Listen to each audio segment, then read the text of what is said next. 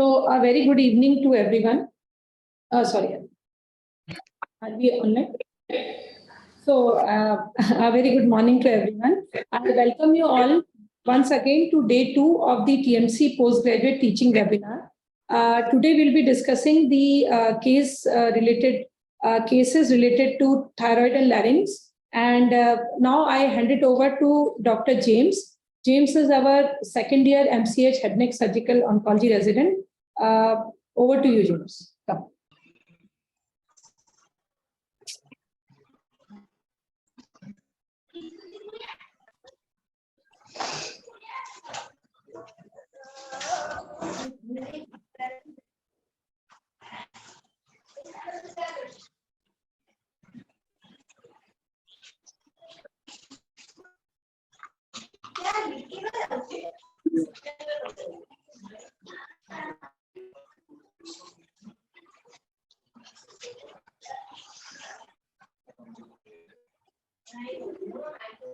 So the first session of the day will be case presentation and discussion on medullary thyroid carcinoma. The expert panel for this session will be Dr. Sudhir Nair, Professor and Officer in Charge, Head and Neck Surgical Oncology, Tata Memorial Center, ACREC. Dr. Richa Vaish, Professor, Head and Neck Surgical Oncology, Tata Memorial Center, Mumbai. Dr. Saurav Datta, Consultant, Head and Neck Surgical Oncology, Director, Medica Center Project, Kolkata. Dr. Akshat Malik, Senior Consultant, Head and Neck Oncosurgery, Max Healthcare, New Delhi. The moderator for the session will be Dr. Chandrasekhar Dravid, Sir, Professor, Head and Neck Surgical Oncology, Tata Memorial Hospital, Mumbai. The presenter for today's session will be Dr. Anuj Shah, Resident, Tata Memorial Hospital. I am now handing over the slides to Dr. Anuj Shah.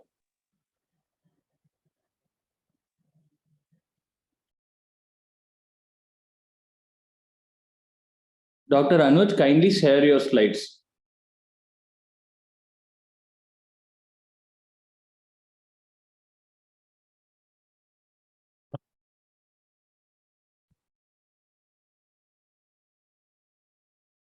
Good morning, everyone. I am audible and is my screen is visible, James? Yes, your screen is visible and you are audible. Good morning, everyone, to teachers and my colleagues. Today I am presenting a case on a medullary carcinoma of thyroid. Thank you, Dr. Poonam ma'am, and to give me this opportunity to present this case.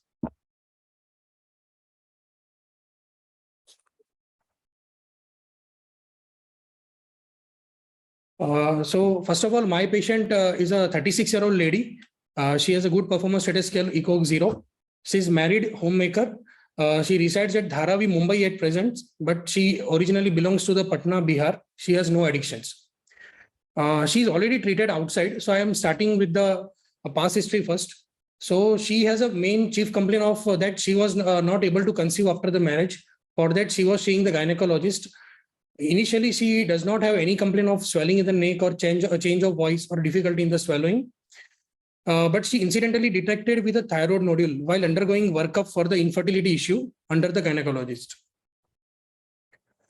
So regarding the previous infertility issue, she was diagnosed with a primary infertility, which was due to the genitourinary TB For that, she has been treated with AKT for 9 months. She was also diagnosed to have a hypothyroidism at that time and was started on a ultroxin tablet. Regarding she was also diagnosed with the hydrosalpinx bilateral, and for that she underwent twice surgery, and in January 2022 she underwent a bilateral salpingectomy. And further treatment explained to the patient was in vitro fertilization. But due to the thyroid nodule, she was advised to get treated for that first. So now I'm mentioning the thyroid nodule workup done outside by them. So on ultrasonography report, there were 2 nodules detected on the right thyroid lobe. It was a I'm mentioning the available details only. We have the report. So right thyroid lobe, there was a 1.2 centimeter size irregular hypoechoic nodule without any microcalcification, and it was categorized as a thyroids 4. Isthmus has another well-defined 0.4 by 0.3 centimeter hypoechoic lesion, which was defined as a thyroids 3. The left lobe of thyroid was normal, and there was no suspicious lymphadenopathy either in a central or a lateral part of the neck. They did a FNAC of the nodule, and it was a highly cellular smear, shows a sheets of small cells with a plasmacytoid appearance. There was no amyloid or colloid, and their impression it was a suspicious for medullary thyroid carcinoma.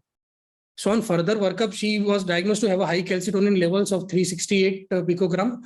The serum CE levels were also raised to 19, and the PTH was within normal limit of 24. They did the plasma-free metanephrine levels, that was 8.70 within normal limit.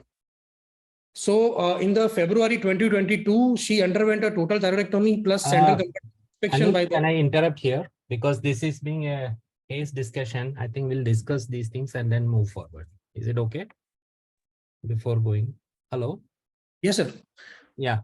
So can you go to the previous slides? I think can you summarize the history? Because this is a case presentation program, no? Postgraduate.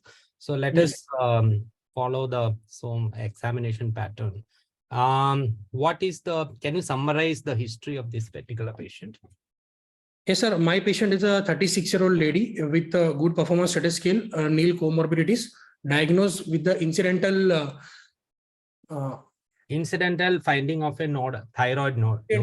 Finding of thyroid evaluation of infertility. Infertility, yes, sir. Incidental findings happens in multiple occasions. One of them is this, and another a common area where we can see in which condition.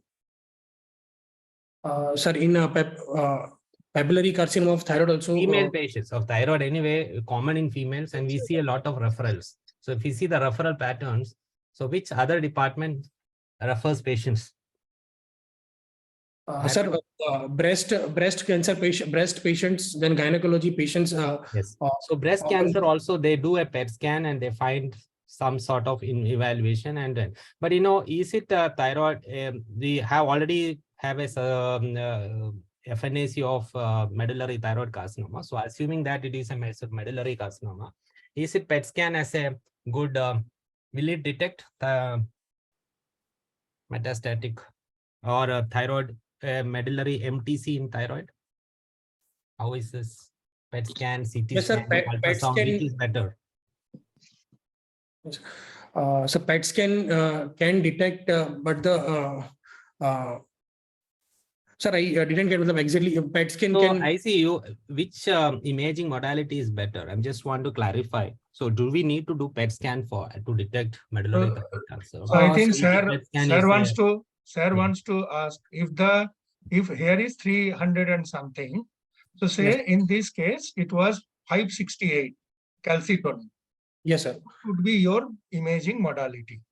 So the imaging modality study by the Giraud et al. Had compared the different imaging modality for the workup of the medullary carcinoma of thyroid patients, and the best modality for the different sites where the sonography was found best for the neck. CT scan of the chest was had the best sensitivity for the mediastinal metastasis, while either a triple phase CT scan or MRI of liver found the best sensitivity for the liver metastasis, and for the bony metastasis, either the combined bony scintigraphy and MRI of axial skeleton found a better sensitivity compared to the both FDG PET scan, even with the DOPA PET scan also. So I will summarize for you, because so sir, no sir, just over. Yeah. Sir is asking, these are all individually good for bone, liver. can PET CT replace them by one scan? That is sir's question, if I am not wrong. Other than doing an MRI of liver, how is PET CT sensitive in this scenario? So PET CT has a less sensitivity. It can be utilized as a single modal investigation, but there is a controversy. The other listed investigations are shown a better sensitivity, and ATS still recommends the workup with above investigations. Anuj, I will summarize. I think so this exactly I wanted to bring out. So there is confusion regarding which investigation to do it. Okay. So I think in this particular case, it was easy because there was a thyroid nodule, and during the evaluation for infertility, they asked them to go for further evaluation. They did ultrasound, they found a nodule in the thyroid, and then they did FNAC, and it has gone that very good. Sometimes we see PET scan and then they detect nodules in the thyroid, and most probably those will be usually differentiated thyroid carcinomas. Now, PET CECT, if you do it, that is a good single modality to assess both these things. But for thyroid nodules, CECT is the better modality because PET CT may not be that sensitive in always detecting a medullary thyroid cancer. So CECT is enough. And CECT is said to be a better option in that case for evaluation, especially mediastinal nodes. But anyway, for neck evaluation, ultrasound, the basic evaluation of thyroid. What are the basic evaluations you do for a thyroid nodule? So for thyroid nodule, we do sonography, FNAC of and to characterize the nodule, FNAC of the thyroid nodule, thyroid function test. And thyroid function test. So in this case, have you mentioned the thyroid function test? Yes, sir. She was already, sir, diagnosed with the hypothyroidism before only, and was on treatment with for that ultroxin 75 milligrams. So usually, do you think medullary thyroid carcinoma causes hypothyroidism? Do you think? No, sir. Yeah. So because why? Because where is medullary thyroid carcinoma originates? Sir, it originates from the follicular C cells, which are usually located outside the thyroid functioning cells, right? So usually we don't see, they are usually euthyroids. Okay. Yes. In medullary thyroid carcinoma, the function wise, they are usually normal. You may not see, but in this, of course, patient developed, that is a difference. So you may have a low functioning thyroid, but usually medullary thyroid carcinoma per se may not produce hypothyroidism or hyperthyroidism. It is not related to thyroid function. And where is the usual thyroid nodules located? In an MTC. So in ultrasound, suppose you got ultrasound nodule, in the report, they said irregular hyponodule, but where exactly usually the location of the nodules? Because this is confined to the thyroid lobe. So that is also treatment implication is there. So yes. I will come to that. Where is these nodules usual location in an ultrasound? So usual location at the junction of upper 1/3 and lower 2/3 part of the lobe, where usually we found the parafollicular cells. So that is exactly. So usually it may not, that doesn't accurate always, but especially when you detect these nodules in little more advanced stage, that may not be, and the ultrasound is also user dependent. So the reporting may not be accurate, but usually we locate exactly between the upper 1/3 and lower 2/3. Okay. So go to the next. May I ask a couple of questions? Yes, Akshat, please go. Sure, thank you. So stepping back into your history, you were mentioning about few of the investigations about plasma metanephrines and other things. So yes, what other things will you be asking in history regarding associated syndromes or diseases? Can you mention them? Sir, I will. Yes, I will like to ask about the this for family history of any family history of thyroid cancer. Then symptoms wise, any flushing, diarrhea, hypertension to rule out the pheochromocytoma associated in the patient, and yes, signs of yes, sir, I will like to ask that questions. For the syndromic, sir. So that is for pheochromocytoma. Besides that, what else? Sir, other for hyperparathyroidism, which can cause hypercalcemia, patient may have an abdominal pain, previous history of the multiple stones, and mood changes and depression. We can ask, sir, for that. And serum calcitonin level, any findings, history? Yes, sir. Serum calcitonin. Higher secretion. No, what symptoms will high calcitonin produce? That is what sir is asking. if serum calcitonin is too high, then what symptoms will you expect? So usually calcitonins do not cause much changes in the calcium levels. Even if there is a hypercalcitonemia, it usually do not causes hypocalcemia to the patient, and usually patients No, are calcitonin itself can produce lot many things. Like you were mentioning, diarrhea. Diarrhea can happen because of high calcitonin also. yes, In sir. fact, that is one of the symptoms when patient have And high which are metastatic the other diarrhea. conditions where you see high calcitonin? Sir, high calcitonin. 6-year-old, 6-month-old child. Sir, in the up to the 6 months of the life, their high calcitonin levels are seen, and usually they are in the few studies have shown that up to the 75 level they are considered to be the normal during the first few lives. Regarding the other condition in which we can see the hypercalcitonin, sir, it can be seen in the chronic renal failure or autoimmune thyroiditis in hyperparathyroidism. Then, sir. So certain medications, what commonly used, one of the commonly used people use for gastritis and other things, can increase the calcitonin. So some medication. So you should. Some stimulation test, are you aware of related to medicine? Yes, sir. We can do pentagastrin or a calcium stimulation test to detect the response of the high calcitonin. And what are the other conditions, disease conditions, which can cause elevated serum calcitonin? So see what is thyroid, medullary thyroid carcinoma in actually it is? It's a type of? It is a neuroendocrine tumor, sir. So do other neuroendocrine tumors produce? Yes, sir.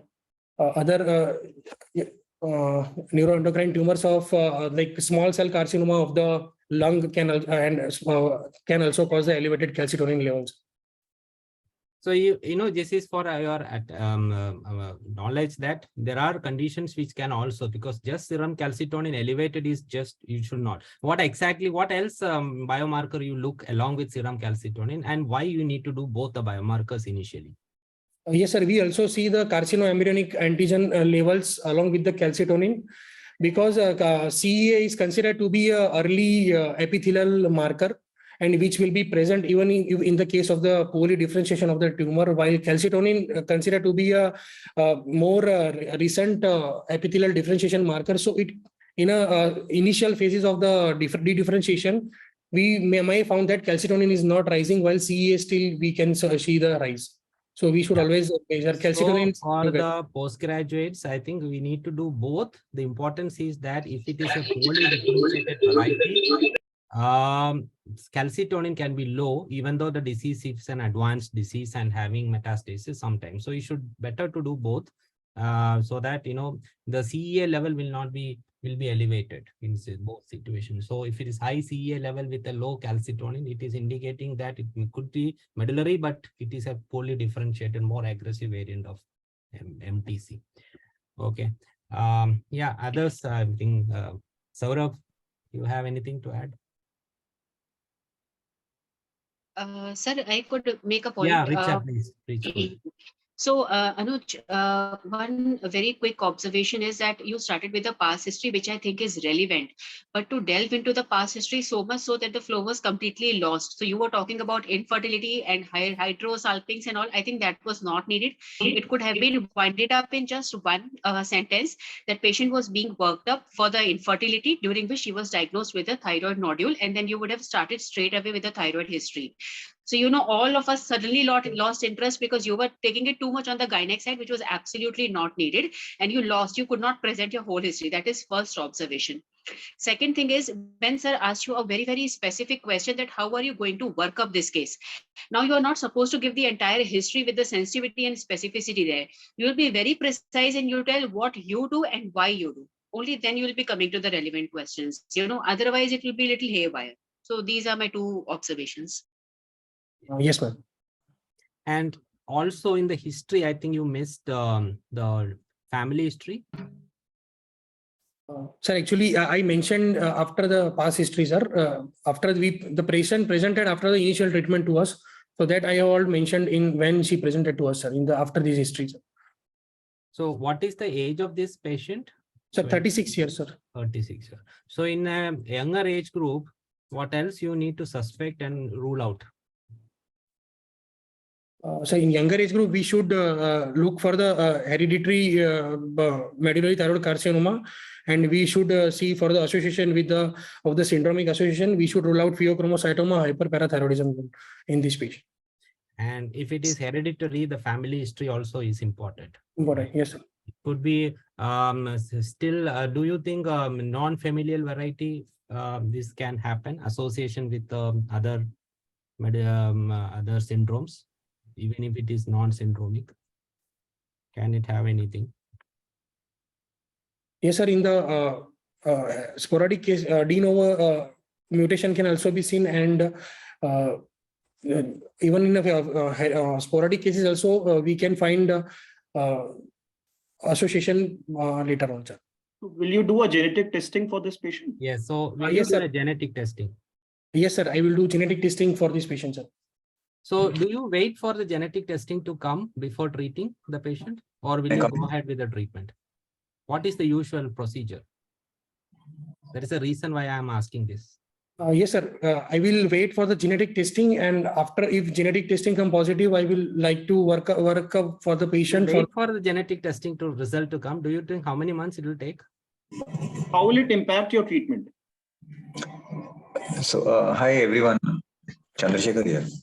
Yeah, Chandrasekhar. Yeah, please. So can we let him finish the history and then maybe take the No, question, because these are he's going to say all yeah, that yeah, in his let him go. history. Let him go. Yeah. But I think let him answer this question, and then, because the genetic Sure. testing is also a routine part, we do it.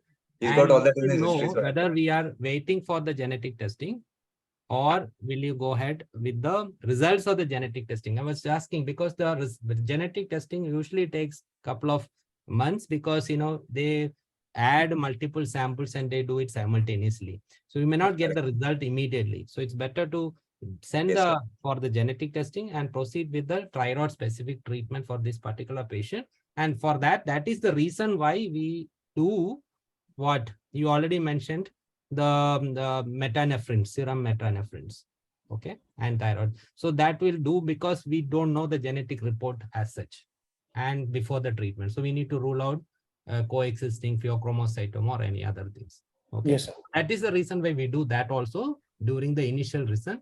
Yes, And before, because the genetic results will come later. If the patient do not have a red mutation or any other genetic things, probably the incidence of that thing is very less. So you don't have to do it, but we don't get the report before treatment. Okay. Yes, sir. Next. So I present my history, sir. So after initial diagnosis confirmed with a medullary thyroid carcinoma, in February 2022, she has been operated for total thyroidectomy with central compartment inspection.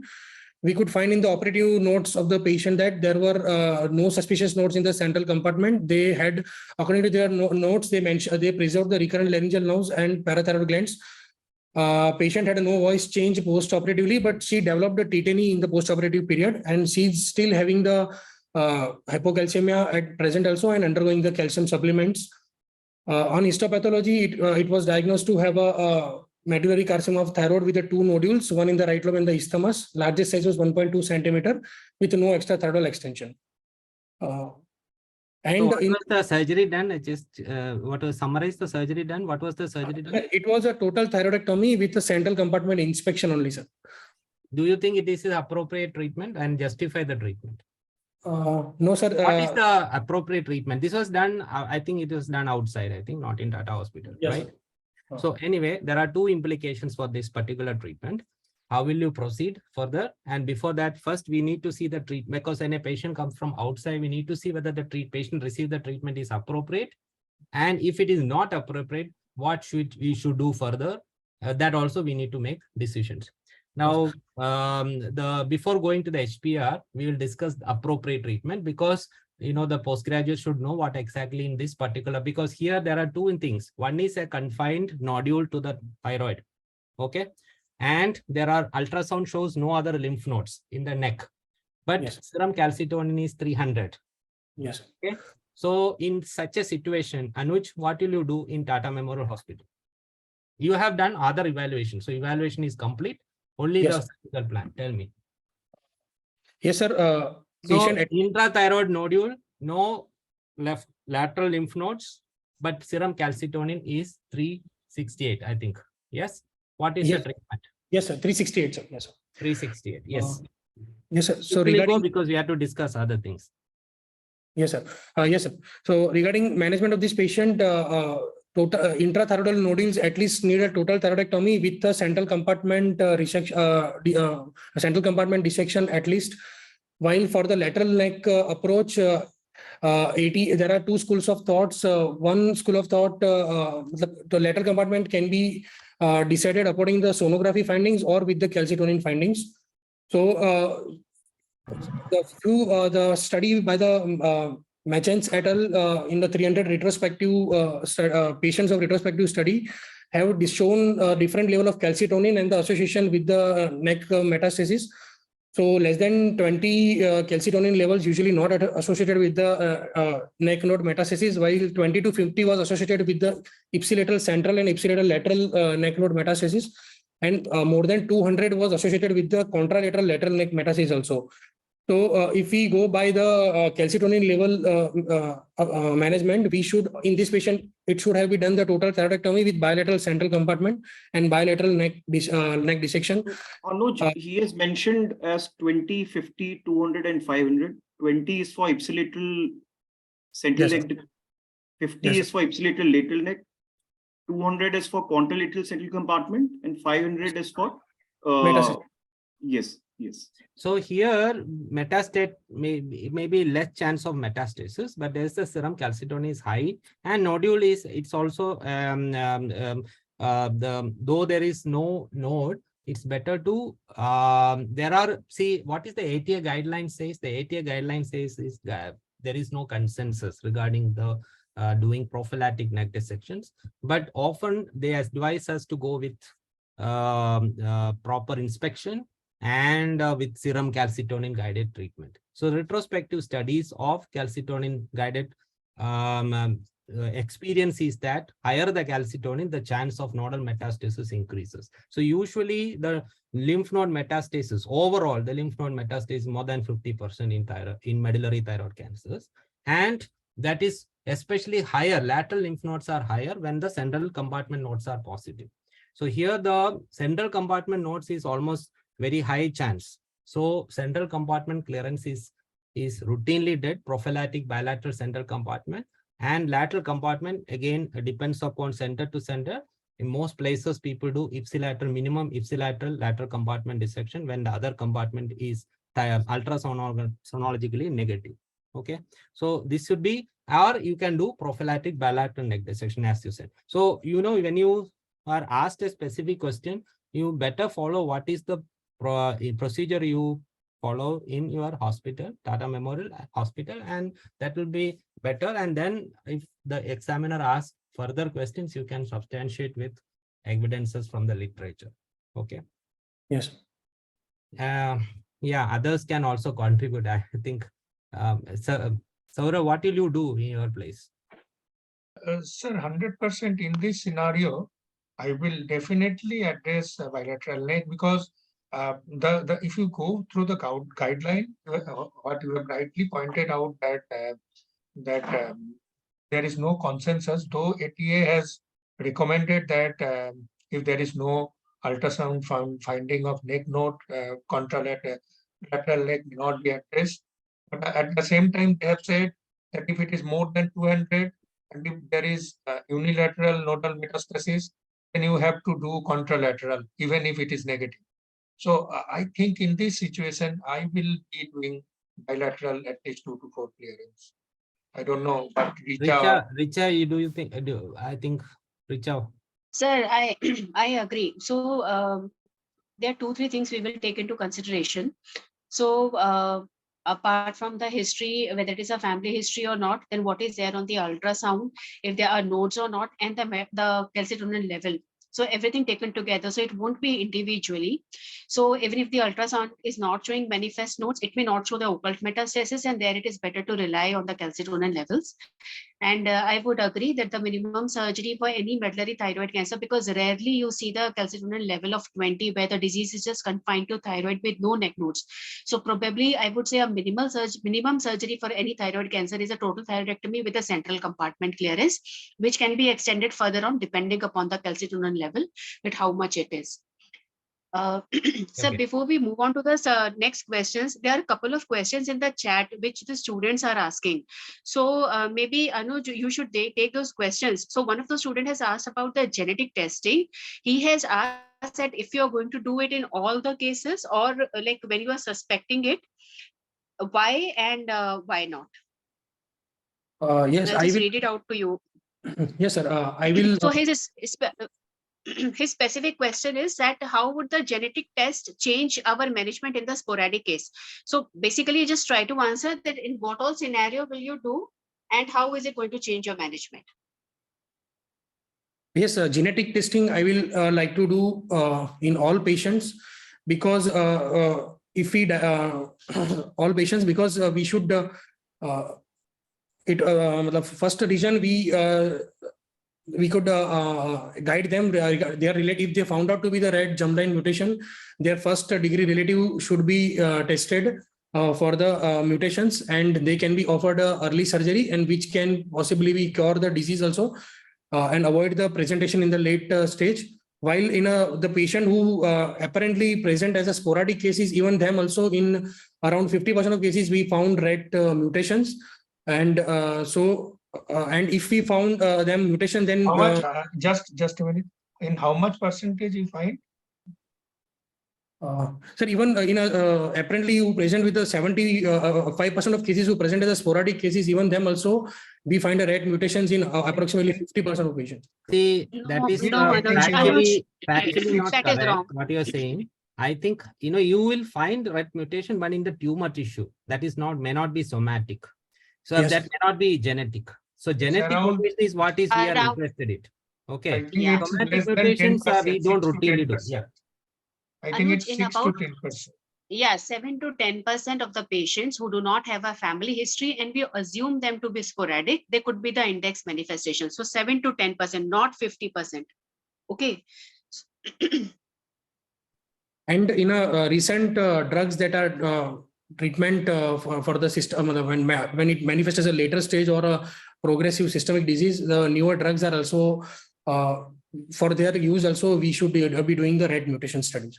Yeah. So that is basically for basically you also see the tumor tissue mutation studies. So that is also important, but tumor tissue mutation studies are not routinely done. Okay. That is only done in specific advanced cancers and where we need drug treatments when you are not primarily managed by surgical drug.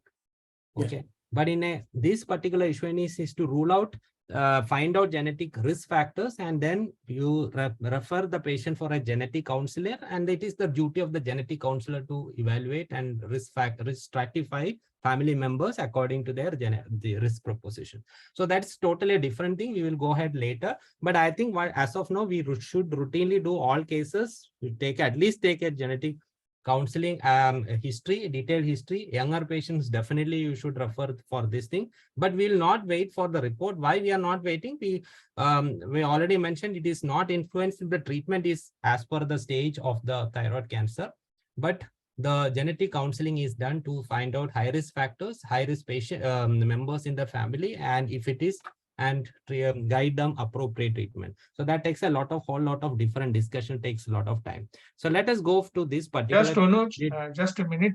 There is questions and people are confused that when to do neck dissection, what is the calcitonin level? If you can just summarize it, very briefly, that how you will address the levels of the neck node in different tier. What's the minimum surgery you will do for any medullary thyroid? Minimum surgery that is recommended by ATA is a total thyroidectomy with a central compartment dissection. Regarding the ipsilateral, they mention ipsilateral lateral neck dissection. Again, we can decide upon the in N0 neck, we can decide upon the calcitonin level. So any calcium levels more than 20 level, we should address the ipsilateral lateral neck dissection also. And regarding the contralateral lateral neck dissection, ETA recommends more than 200 level of calcitonin. We should address the lateral neck also for the patient.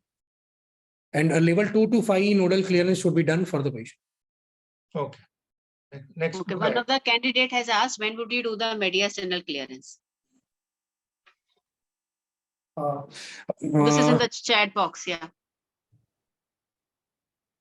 Yes, ma'am. We do in a mediastinal clearance. Usually we do in a positive, when we found a positive nodal station there only.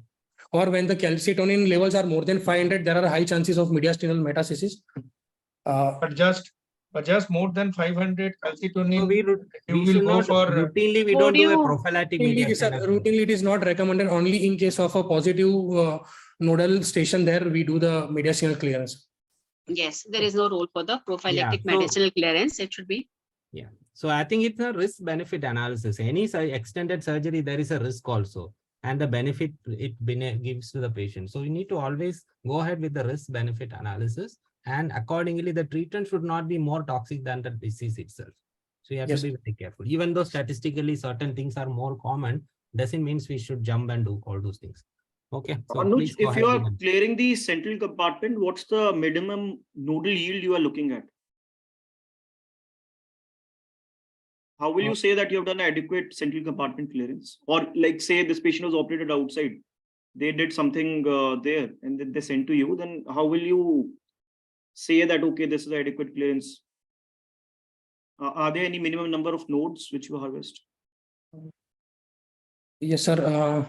Sorry, exact number I forget, but a study by Dr. Gauri Pantwale et al. Has given the minimum nodal that should be dissected. I think ipsilateral central compartment clearance should at least be 6 nodes should be dissected. Should be the nodal yield. It should be 5 nodes. It should be at least 5 nodes. That is minimum clearance for central compartment. So Anuj, we will go with this particular case. What was the, so they have not done any central compartment clearance, right? Yes, sir. So it is as per the thing that adequacy of treatment may not be proper, but still, do you think it is okay? We can observe or something, or what will your further treatment? What will you do in that hospital? Why was he referred to that hospital? Yes, sir. So I was coming on that only. Should I present the history for next? Yes, sir. So after the surgery, they did the post-op evaluation of the patient within 1 month only. That calcitonin was 128 and the CA was 15.75. So after that, they kept the patient on follow-up, and in September 2022, within 6 months, the calcitonin was found to be 486. So after this report, they referred the patient to the TMH for the further management. So I will present now the history after presenting to the TMH. So when she presented to us, she has only one complaint of intermittent tingling and numbness in the hands and the feet. She was not having any complaint of local swelling or pain in the neck, no difficulty in breathing, difficulty in swallowing or change of the voice, no diarrhea, no bone pain or swelling, no cough, blood in the sputum or chest pain, no abdominal pain. There was no family history of the cancer, no prior radiation in the neck. On general examination, patient was conscious, cooperative, and well-oriented to time, place, and person. His performance status scale was 0. Weight was 60. Merit of time, can you skip through the relevant parts? Yes, so only the general relevant parts. So in the general and the local examination also, we just noticed a healed horizontal scar. But no suspicious nodes or nodules were palpable. In palpation also, there were the findings were normal and the no nodules or nodes are palpable in the neck. Only the signs of hypocalcemia were there.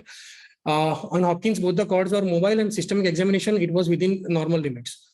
So I would like to summarize that my patient is 36-year-old lady with a good performance status case, diagnosed case of medullary carcinoma, operated for total thyroidectomy post 1 year now presented with the rising calcitonin levels without any palpable structural disease in the neck on physical examination, with no symptoms suggestive of the distant metastasis, with the mobile vocal cords and with a chronic hypocalcemia needing oral calcium supplementation post-surgery. Yes. So actually, no, you are having a different, different things altogether. So it's a patient is operated over a year back, and now you are seeing that the calcitonin level is rising. So this is a different scenario we are talking about out here. So what all will you be looking at in a recurrent setting? Say we call this a recurrence, then or metastatic disease. Then what all will you be looking at, and how will you be evaluating this patient? Yeah, if you can just summarize, Anuj, what investigation we've done for her now.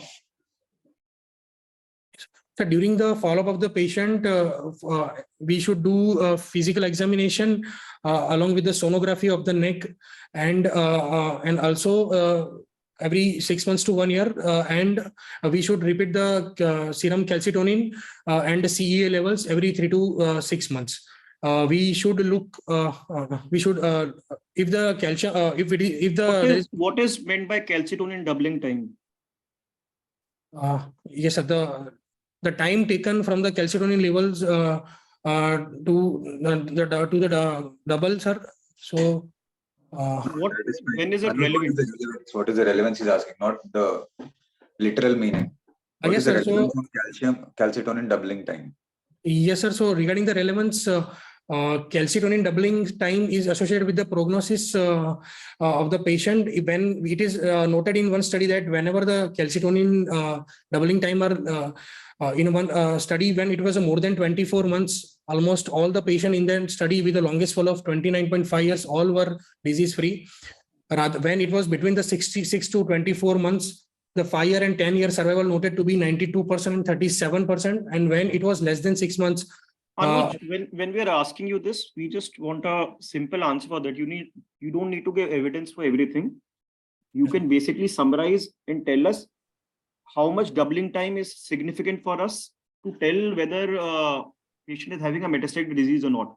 Sometimes calcitonin can be raised post-op also, post-treatment also, but we generally observe such cases.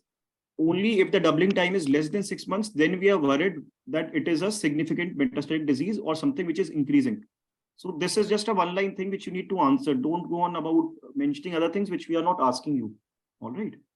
Yes, sir. So, yes, less than 6 months, and calcitonin level on follow-up more than. What other imaging will you prefer for in this scenario? Yes, sir. When calcitonin levels are more than 150, we should do imaging. Yes, sir. As I mentioned before, the best metastatic workup is a CT scan, sonography of the neck, along with the CT scan of the chest, along with the MRI of the liver or a triple phase CT scan of the liver, and for bone metastasis to do scintigraphy along with the MRI of the axial skeleton. Or in the fewer study have noted also that we can go ahead with the FDG PET scan or F-DOPA PET scan also as a one. What will you do in Tata Hospital routinely? Sir, we do DOPA PET scan, sir, or FDG PET scan. So you tell that we do that in our hospital, because if we do multiple evaluations, we will lose patients for evaluation. They may not come for that because they may not have time. I understand all those things are important at specific situations, but in our situation, we need to see there is rising calcitonin, and which is more than his pre-treatment calcitonin. 398 was the pre-treatment calcitonin. Now it is 425. So there will be multiple things. There may be local disease, there may be nodal disease, there may be distant metastasis. So we need to find out where this disease, there is some amount of disease. We have to be very sure that there is no disease anywhere these areas before observing this patient. Okay, because the patient is a young patient. She wanted to complete her family also, but unfortunately she could not do that. There is a disease. So we need to make sure that the medullary thyroid cancer is treated properly. And there is a concept of the biomarker coming back to normal. Okay, if you make it less than 10, the calcitonin by treatment, and their long-term survival is much better compared to a high calcitonin post-operatively. So that is also important. So we need to find out, is there any disease this calcitonin is associated with really? And if you see what is the serum CEA levels, that is also elevated. Or is it reduced? Yes, it is 15. Now. Okay. Yeah. So what is the further treatment you will advise for this patient? So what did you do? Whether you do a PET scan or what was the further evaluation? Okay, please go ahead, because we have time. Yes, sir. So for further evaluation, first of all, we did a review of the histopathology report of outside, which was consistent with the medullary carcinoma of thyroid. Go ahead. Yeah. Then we did the repeat investigation. Patient presented in the March only. So again, the calcitonin was 1,132. CE levels were 16.19. We did the repeat PTH levels, which was 12.43, and plasma metanephrines was 16.9. We did the sonography of the neck, and there was a small residual in the left thyroid bed. There was a suspicious enlarged node in the left paratracheal node, and there are multiple metastatic appearing nodes at the right level 2, 3, 4, and 5. And there was one indeterminate node at the left level 3. We did the CT scan also and of the neck, and the similar finding we found as the sonography, the disease in the left paratracheal region and in the right lateral neck. This is a CT scan showing the left paratracheal node and the node behind the carotid vessels. And also at the small node at the right level 2.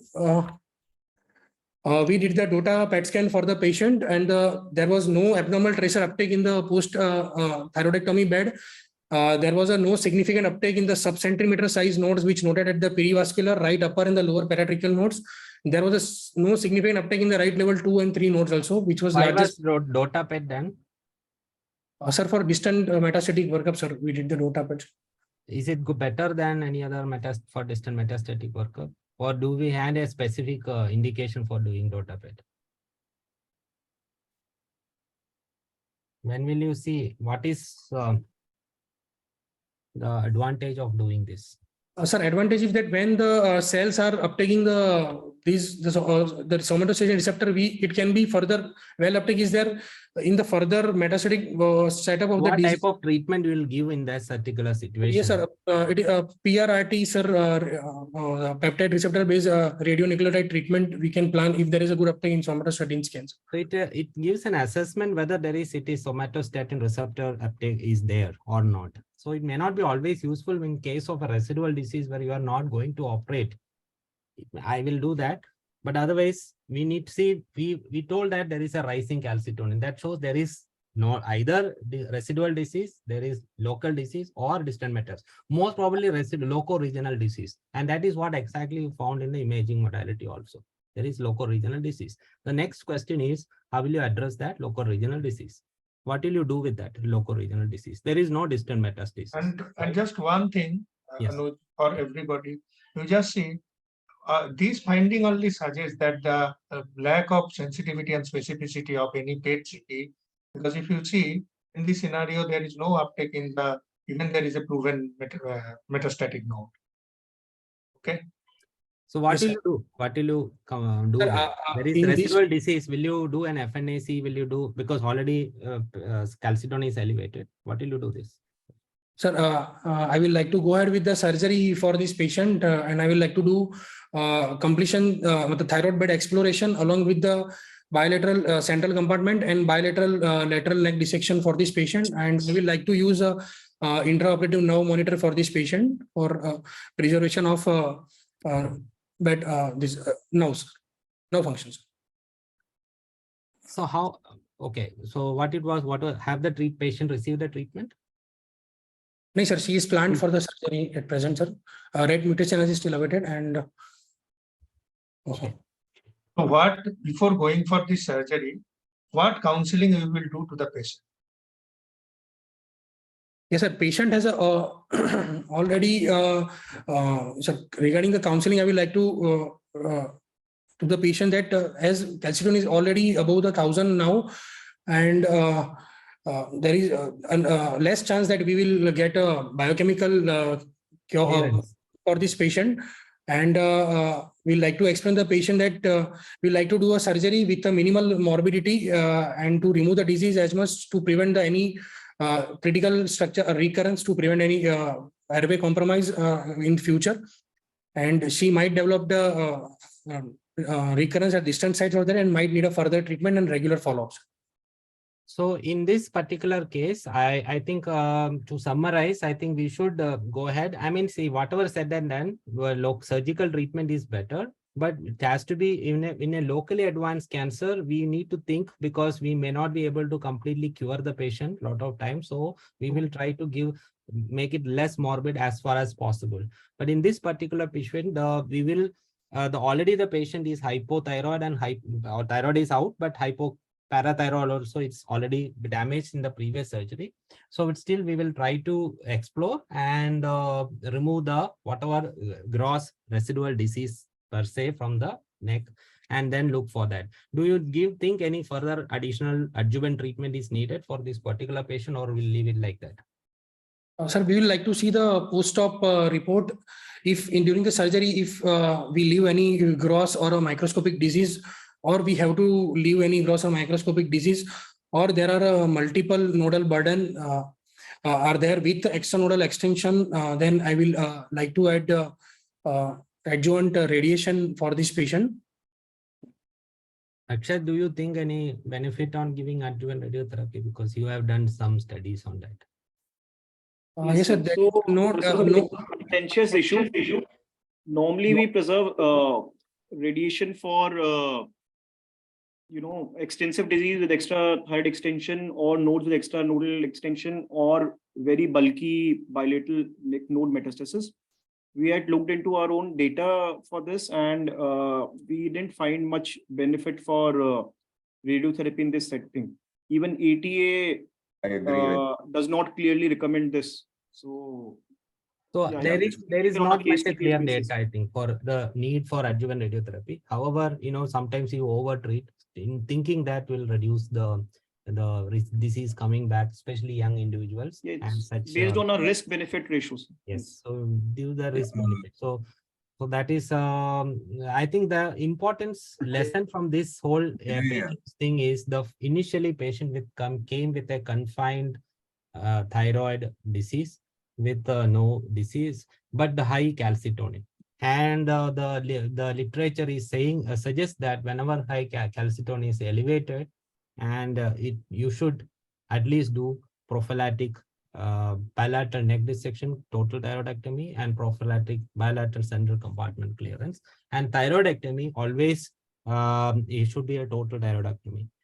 So that is one thing, is that we have also seen that whenever the thyroidectomy for a medullary thyroid carcinoma, when if it is not done properly, there can be chance of tissue left behind on the thyroid bed, and sometimes injury to the vocal cord. Fortunately, this patient did not have any vocal cord palsy. Sometimes that also happens, and vocal cord palsy rates are higher in medullary thyroid cancer, probably because of the disease nature, and probably a lot of times these cases are operated in low volume centers. Sometimes they may not have experience routinely doing medullary thyroid cancer. Yeah, thanks for that for summarizing, Dr. Nair. Any quick questions or points that need to be made, Dr. Richa, Dr. Akshat? Because we're running out of time. It's 10:22 already. Any more questions for him? I think. Dr. Chandrasekhar, I would just suggest, since 4 of us are there, and we could make one pertinent point which they can take as a carry home message from the whole case scenario. So I think that would be just 4-5 good points which they can take back home. So first point I would make, since I proposed, the first surgery is very, very important. So whatever you're doing in the beginning, be very meticulous about it. The imaging and calcitonin taken into consideration right in the beginning to serve the appropriate treatment, because a redo surgery and remanagement may be difficult. Passing on to you, Dr. Chandrasekhar. Yeah, I agree with you. The first surgery is important, and looking at the calcitonin levels, I think that will give us an indication of the extent of the surgery, also about the central compartment clearance and the lateral compartment clearance. And upfront, there is no actual role for a DOTA PET. The local imaging would suffice for the surgical extent. Dr. Akshat, any points you would want to make about the calcitonin and the follow-up? No, I think you've already summarized it quite well. Just that the basic surgery, which you have already mentioned, that needs to be done, and not something less than that. Anything about the calcitonin doubling time in the follow-ups? So, we need to look at the actual value of the calcitonin and also the doubling time. Both of them are relevant, and we need to image the patient accordingly. And depending on where the mets are present, accordingly we treat it. if it's only locoregional recurrence, we can of course take care of it. If it's distant meds, it depends on where it is, and accordingly we decide to treat it. Yeah, so the I calcitonin won't go levels. deeper. Yeah. Great. So there are treatment options also for locally advanced progressive disease, which are not locoregional, and then we have to look at the TKIs and the PRRT therapy that Anuj was talking about. Dr. Nair, any thoughts from your side? No, thank you. Thank you for summarizing. I think one thing, Anuj, you have to be little too specific to the questions rather than going too much details, because leave that to the examiners. So you try to be specific with these questions and answer to the point. And then further, if the examiner asks to substantiate with evidences, then you can substantiate. So that Yes, will be better and safer. So Technique. yeah, it'll be a better discussion if you are focusing on the answer first and then giving the literature review later on. So like even Akshat told you that. So I think that would be a learning for you. Yes, sir. I think we can close the session with all the comments. Thank you, expert panelists. Thank you, Dr. Anuj. It was a brilliant discussion on medullary carcinoma of thyroid. Coming to the next session, we will be dealing with surgical approaches to thyroidectomy. The expert panelist for this session will be Dr. Gauri Pantvaidya, Professor, Head and Neck Surgical Oncology, Tata Memorial Hospital, Mumbai. Dr. Manu Malhotra, Professor and Head, Department of ENT and Head and Neck Surgery, AIIMS Rishikesh. Dr. Siddharth Shah, Consultant, Head and Neck Cancer Specialist, Zydus Hospital, Ahmedabad. Dr. Rakesh Katna, Consultant, Head and Neck Oncosurgeon, Vedant Hospital, Mumbai. The session will be presented by Dr. Narayana Subramanian, Consultant and Head of Department, Head and Neck Surgical Oncology, Sri Shankara Cancer Foundation, Bangalore. I would now request Dr. Narayan to share his screen. Thanks very much. I'll just share my slides. Is my PowerPoint visible? Yes, sir. It is visible, sir. Okay. So the plan for this is to just have 3 brief case discussions and kind of have a targeted focus on what goes into decision making when it comes to surgical approaches. Just some technical points from the experts we have on the panel. So we'll just start off. So the first case is a 47-year-old female who presented with a swelling in front of the neck since roughly 3 months. There's no increase in size that she noticed. She did have some fullness in the neck, but she didn't have any pain per se. She didn't notice any dysphagia or a change in voice. On examination, she came to us. She had a 4 by 2 centimeter firm swelling in the anterior neck, which moved well with deglutition. It was probably arising from the right lobe of thyroid, and there were no other nodules or lymph nodes felt. So it felt like a solitary thyroid nodule arising from the right lobe. We did an ultrasound and it showed a 3.5 by 2.5 centimeter nodule in the right thyroid lobe. As you can see here, it had nice smooth borders. There was a peripheral halo, as you can see. There was isoechogenicity compared to the rest of the thyroid gland, as you can see here, and there were no suspicious microcalcifications. So the radiologist labeled it as a ThyRADS2, which meant that it's most likely to be a benign thyroid nodule. There were no features suspicious of malignancy. We did an FNA for her and it showed Bethesda 2, so also low probability of malignancy. So the diagnosis we had for her was a solitary thyroid nodule, likely benign, in the right lobe of thyroid. So it's 3.5 by 2.5 centimeters, and her thyroid function test was normal. So we'll jump off into the questions. So my first question is open versus remote access thyroid. So who is a candidate? So maybe we can start with Dr. Gauri. So how do we choose our patients for open versus remote access thyroid? What is going through your mind when you see a patient with requiring a thyroidectomy? Hi, good morning, everyone. Hi, Naira, and hi, everyone else. So nice case. I'm not very sure if this patient deserves surgery or no, but if it is being done for cosmetic indications and patient is unhappy with that swelling at the top of her neck, then एक panel में हूँ, आधे घंटे में call करता हूँ आपको, अभी करता हूँ. So if that is the case, then I would think that if this patient wants surgery, then I would say that probably this is an excellent candidate for a remote access thyroid surgery. So the indications for remote access thyroid surgery would be generally if you're looking at a Bethesda 2, Bethesda 3 nodule, where you're going to do a hemithyroidectomy. The tumor size should be, if you're doing initially, should be a small tumor size, 1 to 2 centimeters. But as you go ahead in your learning curve, maybe you can even take 3 to 4 centimeters. But generally a hemithyroidectomy in a Bethesda 3 or 4, and later on in a Bethesda 2 or 3, and later on maybe in Bethesda 4, 5, you can consider remote access surgery. The other things also with regard to, there are anatomical constraints. And so basically anywhere where you need a hemithyroidectomy, don't require extensive lymph node dissection, that's a good candidate for a remote access surgery. And if the patient really wants remote access surgery. Okay, I think excellent point you made here. We're getting less aggressive with thyroid cancer itself. So the number of benign thyroids that we do routinely probably has come down, especially as oncologists. Dr. Manu, anything you want to add in addition to this? What goes into your decision making? Yes, sir, sure. I think thanks for the question. And nice to see you, Dr. Narayana and Dr. Gauri. And thanks for joining me in the discussion. Sir, I would like to add that the remote access, we should not consider it as minimally invasive surgery. We should consider it as a minimum access surgery rather. So because the amount of dissection required in remote access surgery is much, much more than what is required in the direct surgery.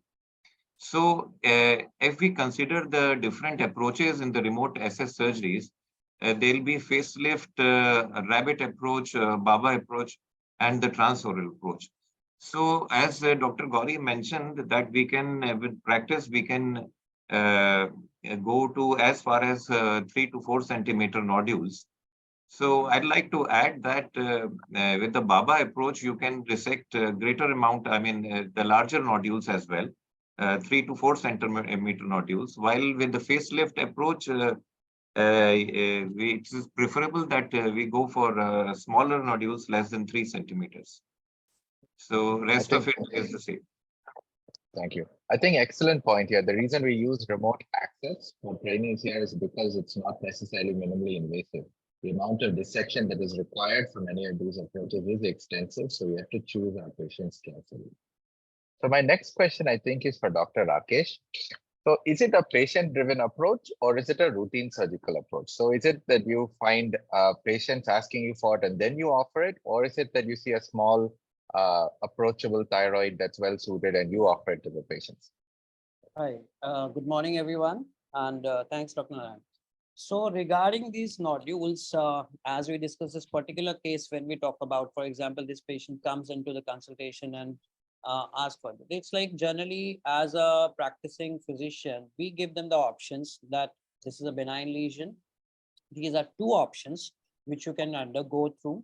Ultimately, it's the patient choice only, which has been, but we always tell the pros and cons also. It's like the, for example, the timing. The time is much more as compared to the conventional surgery over here. The risk has been proven, and in multiple studies also, that the risk is similar, whether you do an endoscopic approach or open approach. But obviously, as we discussed at last point also, it's maximally invasive. So we have to tell the patient also this is a remote access. But yes, if they are very, the young patient population which is driven to get on a good cosmetic outcome, then we tell them, but ultimately it's the patient choice only which they choose for, go for. Got it. So you give them all of the options and hopefully they make an informed decision. Dr. Yeah, Siddharth, but in my anything? practice now, I'm giving a routine option to all the patients who fits into these criteria. So it's always an option given to them. It's not like then they choose upon this. Do you feel that's changing with your learning curve? So as you become more and more experienced, you're happier to offer it to more patients? Yeah.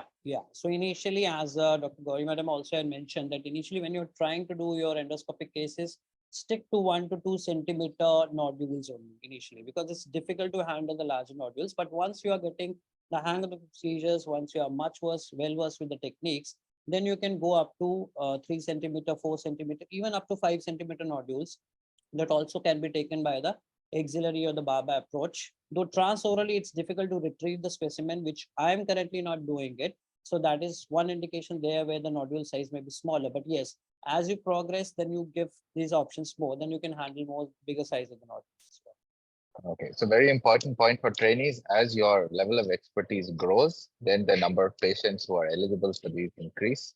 But initially, you have to be quite specific. Dr. Siddharth, anything you want to add? Again, do you think it's patient driven or a routine surgical option? Good morning, all. Good morning, all panelists. Thanks, Narayana. So I'll take this point, like when you are into your learning curve of remote access approaches, you would want to take smaller cases for the trainee as a learning curve. So I would answer this as patient-driven is not the patient-driven rather, because you want to have your learning curve. So you would want to choose those small cases where you will have your hands-on learning. So probably it's as a doctor, how do you convince the patient, whether you tell them in what fronts this nodule whether needs to be treated or addressed or not. It's your inclination towards surgery, or you want to actually think whether it is actually required or not. So when I'm doing a learning curve in my remote access surgery, probably I will be looking out for smaller cases, smaller nodules of this kind. And probably my inclination would be more towards addressing this patient surgically, in which probably somewhere down the line there is my instinct of improving my learning skills. So that will be more of a surgeon-driven rather than a patient-driven approach. But yes, we always have to discuss the pros and cons of the procedure, whether if addressing this patient right now or later, what will be the change in the outcome. Maybe she may not be a candidate for remote access later if it grows. As of now, probably it is it's possibility for a remote access. So that would be the change probably if you are actually discussing with the patient. If it grows and you observe them. So that is one. And just to add on to the first question, open versus remote access, I just beg to differ few points with my eminent Dr. Manu. Like when you do an open surgery, you are raising skin flaps superiorly, a bit of inferiorly and laterally to access the lateral compartment. Now, this is the same amount of dissection that you do for remote access, whether transoral this thing. Only thing is the access, like I'm doing more of transoral. So it's only the hyoid to chain extra amount of dissection is done. Rest all the dissection is almost same as what you do in the open surgery. So it's just an additional of this extra. So I agree, it is not a minimal invasive, it is minimal access or remote access. Got it. So does anybody want to volunteer? So what are the routes available and how do we choose them? So I think as surgeons, we all have individual preferences, but how do you go about choosing which patient is good for which approach? So as we have either most of things have been discussed by Dr. Manu, like you have a transaxillary Baba rapid approach that is through the anterior chest wall. Then you have a retroauricular approach of remote access, that is a facelift approach. And nowadays you do a transoral approach. So it's like an evolution. So it started with transaxillary, transareolar breast approach, and then it has moved to more of a transoral. So initially, when you started with transaxillary remote access approaches, your case selections were smaller nodules, more visible hemithyroidectomy cases, benign lesions, and then gradually you moved on to more advanced diseases in terms of size and in terms of dissection. Similarly, remote access like facelift, you initially try to choose for hemithyroidectomy. Then with your expertise, you add on to your total thyroidectomy. So it's as you learn, as you increase your expertise, probably you will add on to the complexity of the cases. Okay, got it. So for the trainees in the audience, broadly, they're divided into the cervical and the extra cervical approaches. The cervical approaches are where we started off with minimally invasive endoscopic approaches through small incisions, 1-2 centimeter incisions in the neck. And then the extra cervical are the transaxillary, anterior chest, the breast, the Baba approaches, the retroauricular and the transoral approaches. So there are some good review articles on this that summarize that. So for those of you who do minimal access, what are the instruments that we use? What is your choice of instrumentation? Maybe we can start with Dr. Rakesh. Yeah. So for I do most of the breast and the axillary approach. So what you require is general laparoscopic. So it's a gas insufflation technique. So majority of what endoscopic techniques for the trainees, what we are doing at present are gas insufflation. So only the retroauricular approach is being left, which is a gasless approach. So that's totally different. Again, the scar is much longer over there as compared to other endoscopic approaches. So you need to have simple instruments, which you have from your general surgery colleagues. You got to use that. Only thing which is additional where it's used over here is your harmonic scalpel. So you need a harmonic because that gives you a good it's safer to use in vicinity of the important critical structures. Plus then you don't have to use any clips or anything to ligate the major vessels over there. So that gives a very easy advantage. So you can seal and ligate the vessel at the same time. Apart from that, you don't require simple endoscopy set of your general surgery colleagues, which they're using for their lap cholecystectomy or lap GI surgeries. You can use that. If you're planning for the robotic, then obviously it's in a different ballgame altogether. If you're approaching the BABA approach by doing a robotic bilateral axillary breast, then you have to have robotic device at your center. Dr. Manu, anything you want to add in terms of instrumentation? No, actually, we are not using endoscopic surgeries. We are doing the remote access, and amongst the remote access, we are more commonly doing facelift approach and the BABA approach. But the only thing I want to mention over here is to add to the already done discussion is that with the facelift approach, it is difficult to address the central compartment. And there is a lot of difficulty in evaluation of extrathyroidal disease, even though the vision, the view that we get is magnified and very good. And as I said earlier, an extensive tunneling is required with the facelift as well as BABA. Okay. Dr. Siddharth, what do you use to create the tunnel for your TOITVA approach for the transoral thyroidectomies? Anything special? Yeah. So I was just coming to that. You can have a gasless using a gas. You can insufflate and maintain the space. And the other recently coming up in Korea, which was recently discussed in Kochi, they have devised a special instrument which can go through the central port, and you can avoid putting a CO2 insufflation. So it's a without CO2 insufflation. Also, a transoral approach can be done. But to initially create the plane, you use energy device or electrothermal or electrosurgical unit like a hook cautery or a spatula cautery to create your initial subplatysmal plane. And to maintain it, you need a gas insufflation or a specially devised blade which helps to retract the anterior skin. Next week. Thank you. So quick question. So sorry, we'll try to keep this one brief because we have other approaches as well. If all of you can just say if you have any experience with re-exploration, patients having a hematoma post-operatively, how do you manage that? Do you have any experience with this? So regarding re-exploration, none, but I had to convert 3 of my patients during the surgery only to no open one. One patient had a bleeding, one patient had substernal swelling, and one had thyroiditis. So, but no re-exploration. Generally, okay. Yeah. Dr. Siddharth? Yeah. So similarly, I had one patient with an unexpectedly larger nodule, which was not perceived on the ultrasound. There was a nodule more into the deeper space, which was not seen.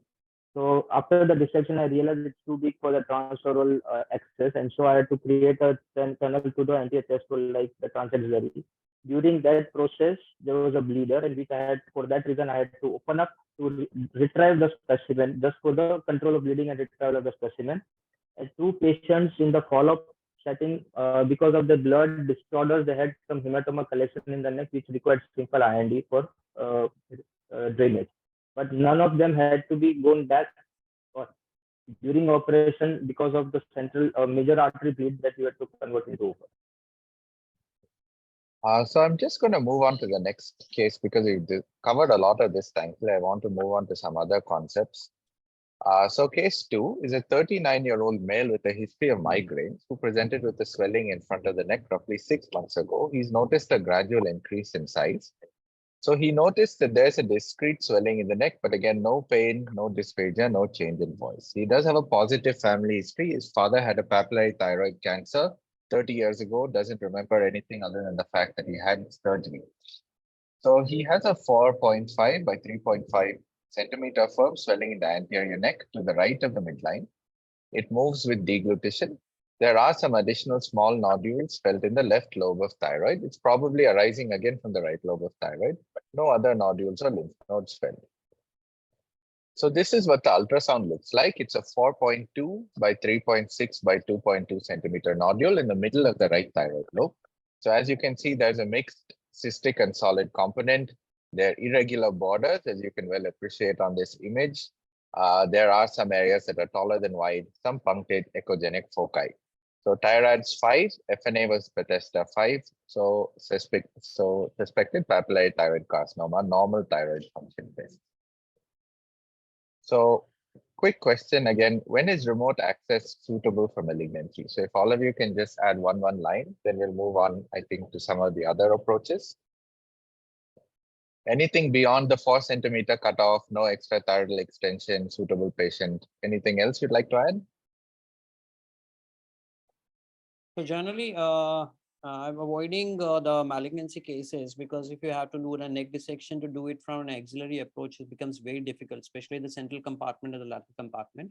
But yes, if you incidentally detected on hemithyroidectomy specimen and if it's less than 1.5, less than 2 centimeter and no nodal metastasis on sonography, that's adequate. But as such, only less than 2 centimeter nodules without any nodes, still preferably I'll consider these patients for open surgery rather than endoscopy. Sir, there is very well taken. evidence in literature also which suggests that there is any added advantage by using a remote access surgery for the cases of malignancy, like the one you have pointed out with 4.5 centimeters and Bethesda.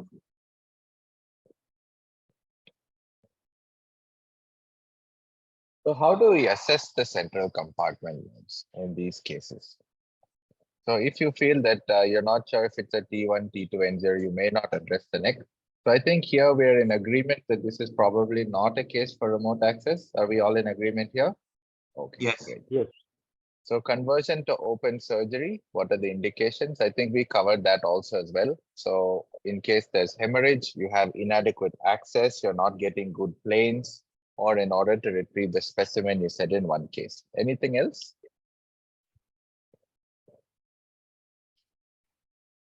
Like if there is any lateral neck dissection required. Got it. So can you share what are some of the specimen retrieval tips and tricks? So sometimes it can be difficult to get it out of the access that you're using. So anything that you help, do you use endo bags?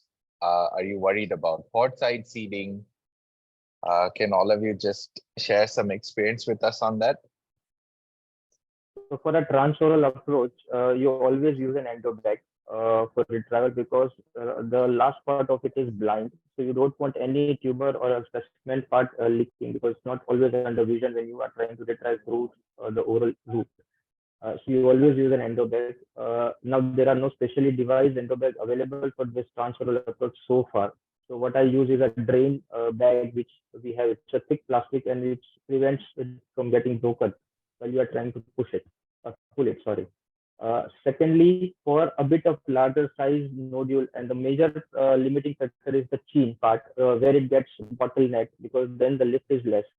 So if you don't have adequate size, you might put, while you are trying to retrieve, you just put your endoscope within the bag and try to cut it into multiple slices, or you just make multiple cuts on the nodule.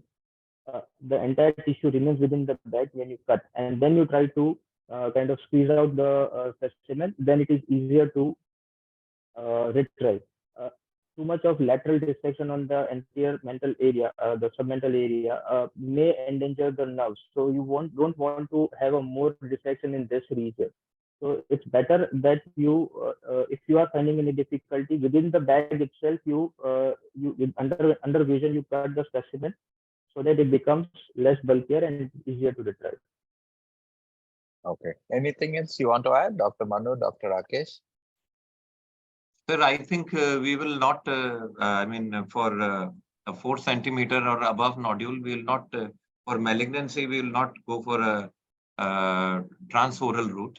And if at all the patient wants a scarless surgery, we will prefer a Baba approach for this. And at the end of the surgery, for a specimen retrieval is not a problem with Baba approach, it's easily accessible. And one should finally do a re-inspection after the end of the surgery to inspect the central compartment, whether the nodes have been properly retrieved or resected or not. Dr. Rakesh, anything additionally? So in axillary approach, as discussed in breast and axillary, the specimen retrieval is quite easy. So I'm using endo bags on and off whenever required. But if the nodule size, if you think is much larger, more like close to 4.5, 5 centimeter, you can just take a 0.5 centimeter incision. You can increase the length in the axilla only and just do a blunt dissection and you can take out. So you can put on a scope from the instrument side, a 10 millimeter, 5 millimeter 0-degree endoscope, and put a long Babcock or something, and you can retrieve the specimen from there. So we generally don't have any issue with that as compared to the toe approach, the transoral one. Got it. So now I have a question for Dr. Gauri. So this looks, like a straightforward thyroid, doesn't look very fishy or worrying. What are your thoughts on routine intraoperative nerve monitoring? So for a 4.5 centimeter thyroid nodule, Dr. Gauri? I don't routinely use intraoperative nerve monitoring. Okay, so for small, simple thyroids, you won't? Is it that you use it for redo or big goiters, or what is your policy? Yeah, if I feel that there is any reason, some redo patients, we may use intraoperative nerve monitoring. Yeah. Okay. Everybody else? Anybody use intraoperative nerve monitoring routinely?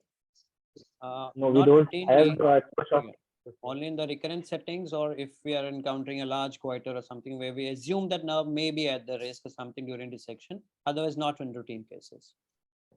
Dr. Manu? Yes, I agree with Dr. Rakesh. Particularly, the scans will guide us where to use the nerve monitoring, not in the routine cases. It's slightly, more time-consuming, time-adding process. So we let the scans guide us. For example, the case that you just mentioned earlier, 4.5 centimeter nodule, with the invasion of suspected invasion of the capsule, we would like to do a monitoring of the nerve. Okay. So I'd just like to add a point here. So I started doing it routinely. So we are also a charitable trust hospital, so finances are an issue, but we figured out a way for it to work financially. I started using it, and I think simply just as an added layer of safety, because very often we do not know about, anatomical variations. And what I found where it's most useful sometimes is where we're creating a little bit of tractional injury. So we tend to pull on the thyroid when the Berry's ligament is still attached. And when you hear the sound on the nerve monitor, you realize that you're creating that traction. So again, in expert hands, if you do a lot of thyroids, may not make a difference, but I think there's an argument for and against it. Probably just an opinion here. So I think robot versus endoscopic also we covered. Remote access in children. Would anybody do a remote access thyroidectomy in a child? Any experience there? So I have done in 15-year-old girl transoral thyroid for a benign thyroid lesion. That was more of a cosmetic cause or reason. Yeah, there are challenges because the structures are a little bit, the space available is very small. So you may need to actually choose your case. In this case, as I said, because of the nodule size and the limited ability of this area, there was a little bit of tug of war during the specimen retrieval. The rest of the entire procedure is as you see in adults, but only issue is like you don't get enough space for specimen retrieval. That is the major challenge that I face. Okay. So I want to go from minimally accessed to maximally accessed. So this is an 83-year-old female who presented with a long-standing swelling in front of the neck, almost 20 years in duration, recent increase in size over the last 2 months. She has some vocal fatigue, but no hoarseness or change in voice, some occasional noisy breathing on exertion. She has a 6 by 4 centimeter hard swelling in the anterior neck, which does move with deglutition, but we weren't able to appreciate the inferior extent. There's a diffuse enlargement of the thyroid. Again, no nodes felt in the lateral compartment. So she was evaluated outside initially with a PET scan, not usually our first choice, but she was referred to us with one. So she has a diffusely enlarged thyroid gland arising from the left lower pole with a significant retrosternal component. You can see that the trachea is compressed and shifted to the right here. The trachea has become a bit of a slit. Her saturation is normal. However, she does have a history of stridor on exertion. The FNA from this component was Bethesda 6, and she was diagnosed as a papillary thyroid carcinoma arising in a multinodular goiter.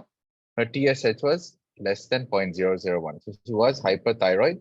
However, our endocrinologist started her on neomercazole. Interestingly, she also had lung nodules on the PET scan. So this looks like a papillary thyroid cancer. So the question here is, how do you assess the need for sternotomy? So can we start with Dr. Gauri maybe? How do we pick patients for a sternotomy?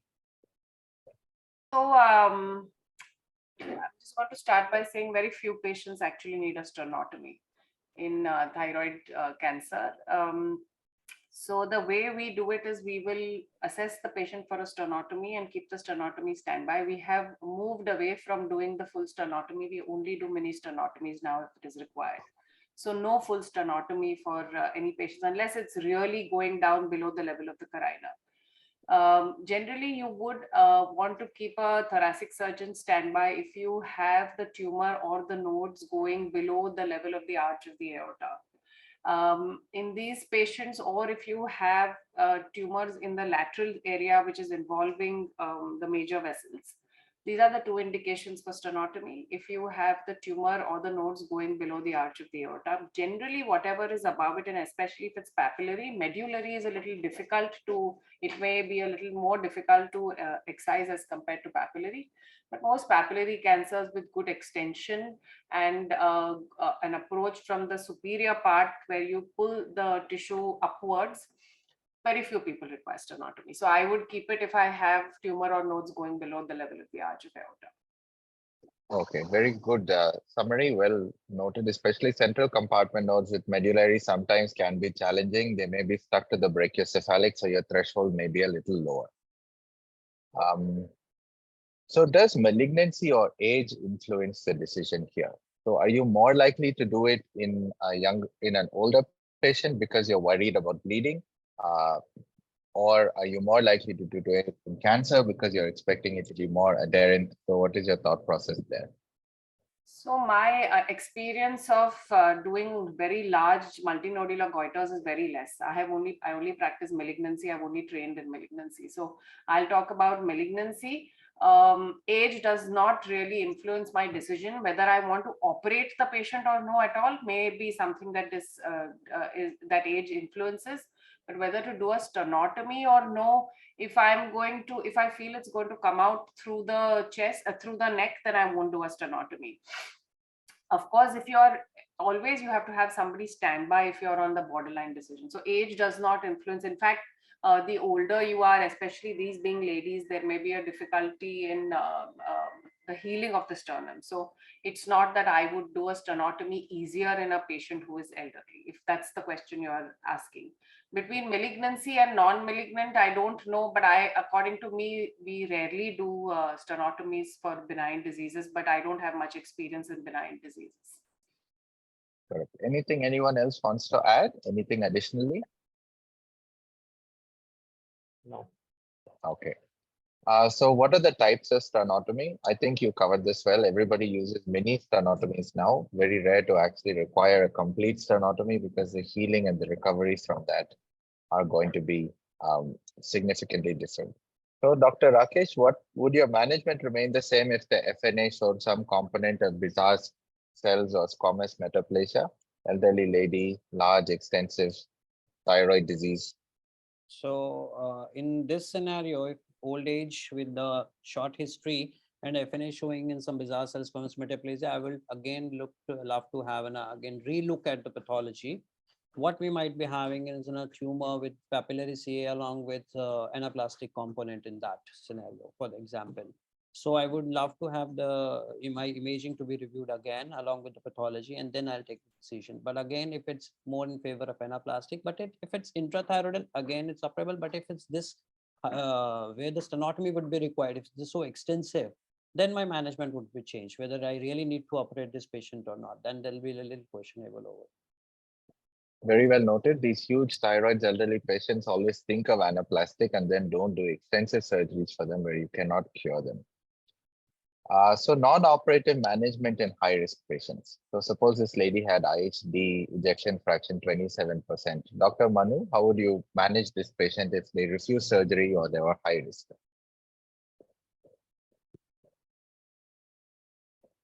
Dr. Manu, I think you're on mute. Okay, Dr. Siddharth, maybe if the patient was high risk and they didn't want surgery. So in this case, it's a tricky thing, a high-risk case and a disease which is kind of giving a patient to some amount of early stridor. The most important thing is the airway management. And we have to explain the patient about the risk of having this airway compression because of the large thyroid compressing the anterior tracheal wall and it's pushing. One option probably like you can take that patient for a debulking so that you can at least have the airway secured, or maybe airway which is opened up, which will prevent further compromise in the airway in future. I don't think if it's for an anaplastic, you won't have any option to go ahead even for debulking. Only if it's like a safe differentiated thyroid construct, probably you may think of doing a debulking of the small part of the which is compressing the airway. Okay, so I guess our non-surgical options are a tracheostomy if possible, if we have access to the anterior trachea, or possibly a stent if the patient refuses surgery. Anything else? Any final comments anyone wants to add? Yeah, so sorry, Dr. Narayana, I just missed your audio in the middle. So now it's getting back. Sorry for that. Okay. Not at all. Yeah, so I was just saying that if this patient is unwilling for surgery or is high risk, then I don't think we should be performing any debulking procedures. If we are going to take up the patient for surgery, then might as well resect because this is a resectable disease. The second thing is, I agree with you that this patient, generally, if you have a patient who is a papillary cancer, the best thing is to observe this patient. If the patient is unwilling for surgery, the only other option that we have tried in a few patients is the use of lenvatinib. If the patient has any symptoms, that is, if he has extensive lung mets causing breathlessness or has stridor, you may consider using lenvatinib, but lenvatinib does have its side effects, especially in a patient if the patient is IHD. But that's probably the only other modality of treatment that you can use if you're not operating patients for any reason and you have symptomatology like stridor. Otherwise, there is no role of any other procedures, debulking, radiotherapy, radioactive iodine. The only thing that you may try is lenvatinib. Thank you. I think that's all we have time for. Thank you, everybody, for an excellent discussion. Thank you, Narayan. Thank you. Thank you. Thank you, everyone. Thank you, experts, for a brilliant discussion on the topic of surgical approaches to thyroidectomy. Moving on to the next session.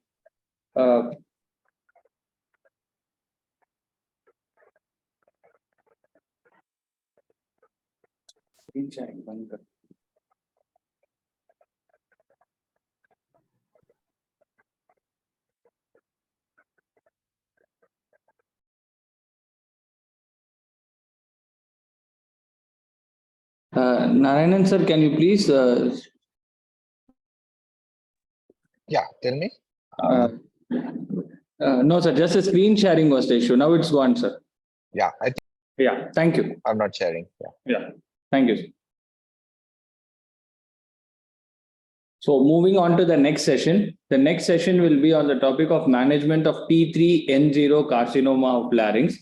So the expert panelists for this session will be Dr. Devendra Chaukar, Consultant, Head and Neck Surgical Oncology, Nanavati Hospital, Mumbai. Dr. Alok Thakkar, Professor and Head, Otolaryngology and Head and Neck Surgery, AIMS, New Delhi. Dr. Arvind Krishnamurthy, Professor, Head and Neck Surgical Oncology, Adayar Cancer Institute, Chennai. Dr. Prasad Dandekar, Head, Radiation Oncology, Sir H.N. Reliant Foundation Hospital, Mumbai. The presenter for today's session will be Dr. Sarbani Ghosh Lashkar.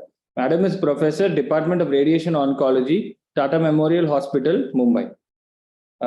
I would now kindly request Madam to share her screen. Good morning, everybody, and thank you, Poonam and the team for inviting me here. I'm happy to have with me esteemed panelists, Dr. Alok Thakkar, Dr. Arvind Krishnamurthy, and Dr. Prasad Dandekar. Unfortunately, Dr. Devendra Chokar will not be able to join us today because he's in an ICC meeting, for the ICC, upcoming ICC. So can you see my slides now? Yes, we can, Dr. Sarbani. Good morning. So let's get started.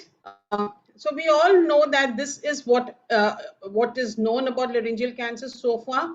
The last Globocan 2020 puts us at the 11th place in terms of the incidence of laryngeal cancers, and which makes it about 34,000 plus cases annually, and with an age-adjusted ratio of about 2.6.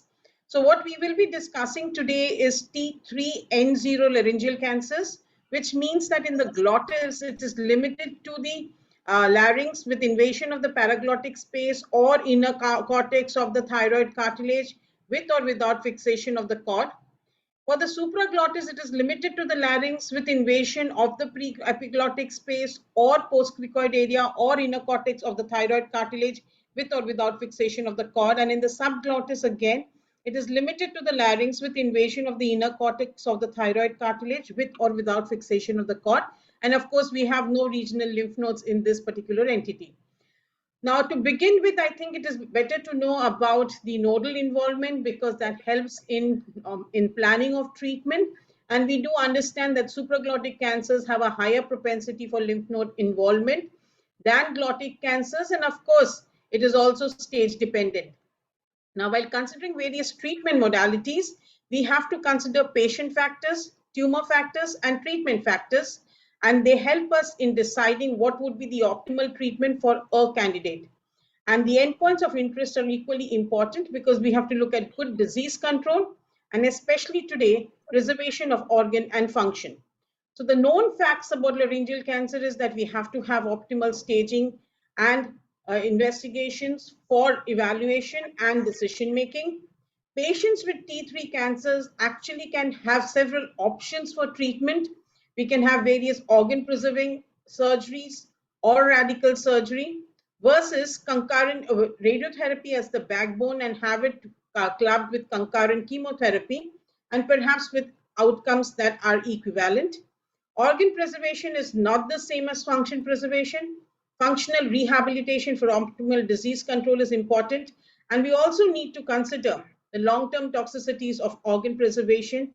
And this is especially important today when we are considering more and more patients for organ preservation protocols. Now, why are all these things important? Because we did have this paper from Hoffman, which talked about a decreasing survival, especially for laryngeal cancers amongst all head and neck cancers in the US. And this was especially after the wide use of organ preservation modalities. We also had this particular paper, which actually looks at the outcomes of surgery versus non-surgical treatments for T3 glottic cancer. And what it typically tells us, it seems that surgical treatments are much better than non-surgical treatments. But at a closer look, you will also realize that perhaps the case selection was not optimal because the gastrostomy tube dependence was pretty high, and so also was the tracheostomy tube dependence. When they actually considered the tracheostomy tube dependence and gastrostomy dependence only in non-surgical patients and not patients who had received surgical treatments. So also, I think this particular publication from the domain of radiation oncology kind of helped the surgeons more than the radiation oncologists. But I must say that we radiation oncologists also learned that there was a sizable morbidity after completion of chemoradiotherapy in patients with laryngeal cancers. So the contentious issues which remain and which need to be discussed today are essentially the optimal evaluation. What is the optimal treatment for T3 cancers? What is the optimal evaluation strategy post CTRT for consideration of salvage? And how essential is it to distinguish between the larynx and hypopharynx primary? So coming to case 1, we have a 42-year-old male with no comorbidities, but had been a smoker and was a teacher by profession, had difficulty in deglutition and change in voice for the last 2 months. He presented on examination. We found a left supraglottic lesion. A DL-scopy was done. There was a mass lesion in the left false chord and AE fold. Left true chord was fixed. Right true chord was mobile. The right aryepiglottic fold was free. The CT scan showed a soft tissue mass in the left PFS involving the left AE fold, posterolateral pharyngeal wall, and the left false chord.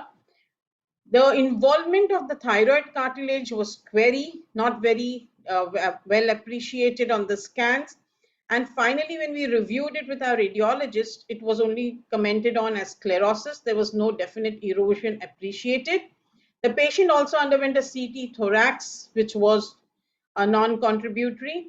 The biopsy from the lesion was a squamous carcinoma. Speech and swallowing review was done, and it was a functional larynx. So these are the scans on the patient. So if you appreciate, there is a left marginal zone lesion actually, and you see that it is in some areas very close contact with the thyroid cartilage. That is what is giving rise to that suspicion whether perhaps the cartilage may have been involved. This is the lesion, and these are the bone windows where again it is not very obvious about the cartilage involvement. So we chose to call it a carcinoma supraglottic larynx T3 N0 and a squamous carcinoma. So now let's come to the faculty. What I would like to know from everybody is one by one is what would you then think of as the optimal imaging for initial assessment? By this I mean, would you do a CCT, a CCT with a bone algorithm, a contrast enhanced MRI? If yes, any particular scenario where this may be preferred over a routine scan, and a PET CT or anything else? Dr. Thakkar? Thank you, Dr. Charbani. So as I see it, this is a patient who has a supraglottic / hypopharynx lesion. You chose to call it supraglottic, I just said, but there is some doubt. Yes. Certainly, I'm worried in this situation with regard to distance spread, because we do worry in the head and neck, especially if it's in the hypopharynx. My choice would be certainly to look closely for mets, and I would look at a PET CECT, which would give me more confidence with regard to having excluding a mets and a distant metastasis, and also at the same time give me reasonable assessment as to what is happening on the primary side, and especially with regard to cartilage erosion. Dr. Krishnamurthy, do you have any difference in opinion or is it the same? I agree that the chest should be imaged in these patients. You could do it with a PET CT or you could do it with a CT chest as well. With regards to the imaging of the larynx per se, I think more commonly, and that's what we use in real one, is a HRCT of the larynx. Sometimes we add a bone algorithm as well. In cases of ambiguity, sometimes we may use MR as well as a complementary tool. So Prasad, do you have any difference in opinion or would you agree with both the speakers? Yes, Prasad, please go ahead. So I would be reluctant to use PET CT unless, of course, resources are not an issue. And if the chest CT is clear, then a CECT with bone algorithm, I think, should be good enough in this situation along with chest CT. But I agree with Dr. Thakkar that if hypopharynx is involved, we are always worried about the distant metastasis. So if resources are not an issue, we could also add PET CT. Now, I would then come back to you and ask the question, this patient is clinically N0. Would you still then worry about distant metastasis, Dr. Thakkar? Right. Maybe I'm over-investigating, but in this scenario, it is a little bit better to over-investigate for this, because there's such high implications. I quite agree. I mean, we do know that even though it's clinically N0, the chances of an occult lymph node in a piriform sinus touch 50%. So we do. I don't take that at face value that it's N0. So I guess the take home from this particular thing is that we would normally do a CECT and also do imaging for the chest, and would like to know the incident, whether there is distant metastasis, especially because this is a marginal zone. It is supraglottic, but involving the PFS also. So it may be worthwhile actually little bit over investigating, because we do know that the CN0 may not actually be the PN0, and there may still be an incidence of almost about 20 to 30% incidence of occult metastasis in the neck. So I kind of agree this is the take home, but I just like to draw your attention that as far as local imaging is concerned, we know from this and other studies that the negative predictive value for cartilage involvement, especially with the MRI, is very good. It overestimates the cartilage involvement sometimes, however, in almost about 10 to 15% of cases. But the MR can be reserved as a problem-solving tool, and especially when you want to detect whether the cartilage is involved or not, especially in the unossified cartilage. And of course, this would have a clinical implication, especially if you would want to decide about whether you should proceed with an organ preservation protocol or not. Now, this is the initial staging workup that we did in the patient. So again, I bring you back, your focus back to the patient that we have at hand.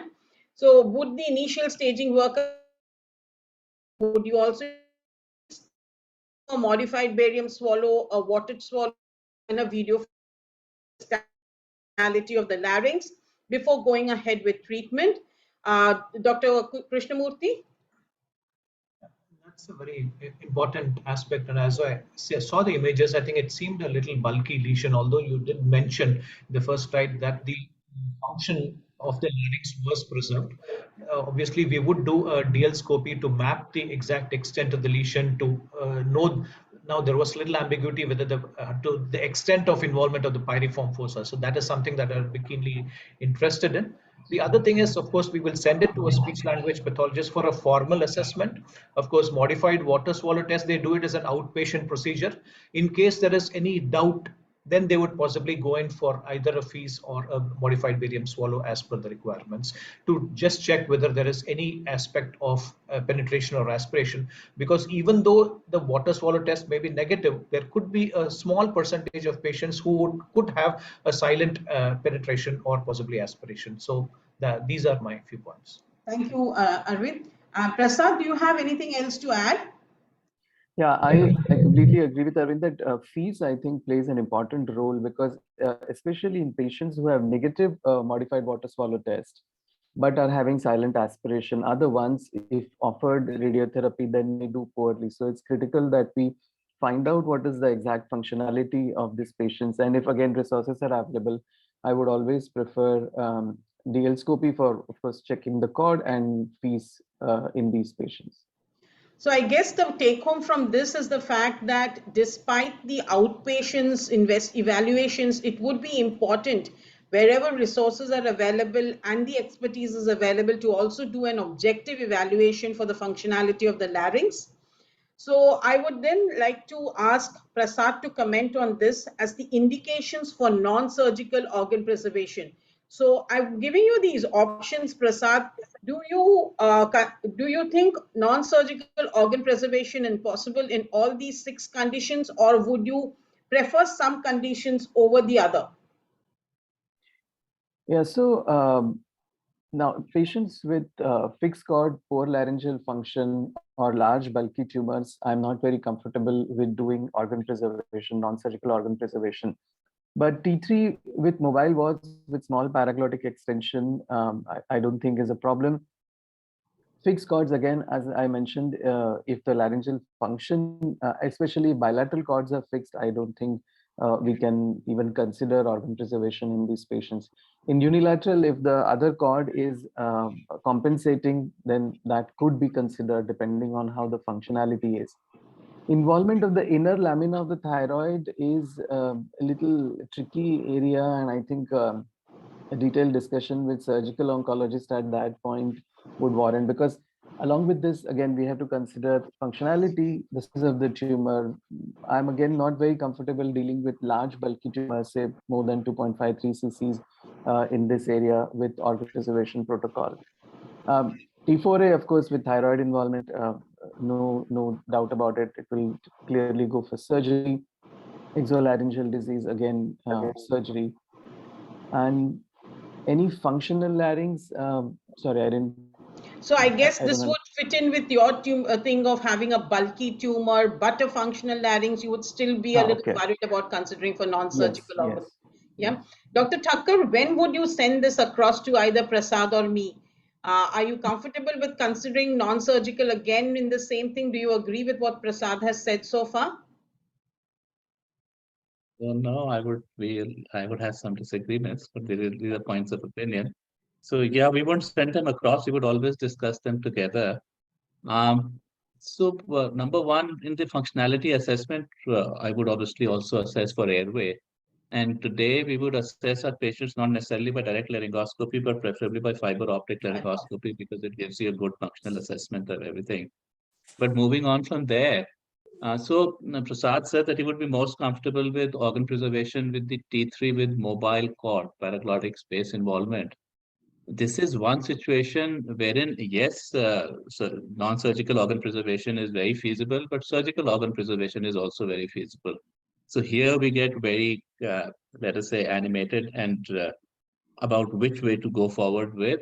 T3 with cord, one cord fixed, we would probably go down the non-surgical organ preservation protocol because surgery doesn't have that, can't quite offer that confidently. And T3 with involvement of inner lamina of thyroid cartilage, certainly if this is a mobile cord, we would very strongly recommend surgery, but that is unusual. I'm maybe I got a bit confused. Sarvani, did I get my message across? Yes, I think you did, because what I would also like the audience and the other participants to note is that with the T3 mobile cord, that is a paraglottic space involvement, I think there is a matter of doubt and philosophy as to which would be the optimal treatment. If this patient has a functional larynx, you could either send them for a surgical organ conservation or for a non-surgical organ conservation. That's the first point that came across after hearing Prasad and Dr. Thakkar.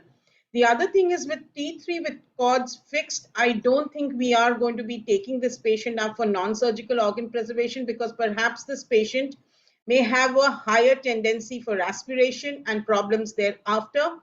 T3 with involvement of the inner lamina of the thyroid cartilage. This is a patient with a functional larynx may be considered for organ preservation, especially with non-surgical methods. For the T4A with thyroid cartilage, I think both of them were in agreement that we're definitely going to do surgery.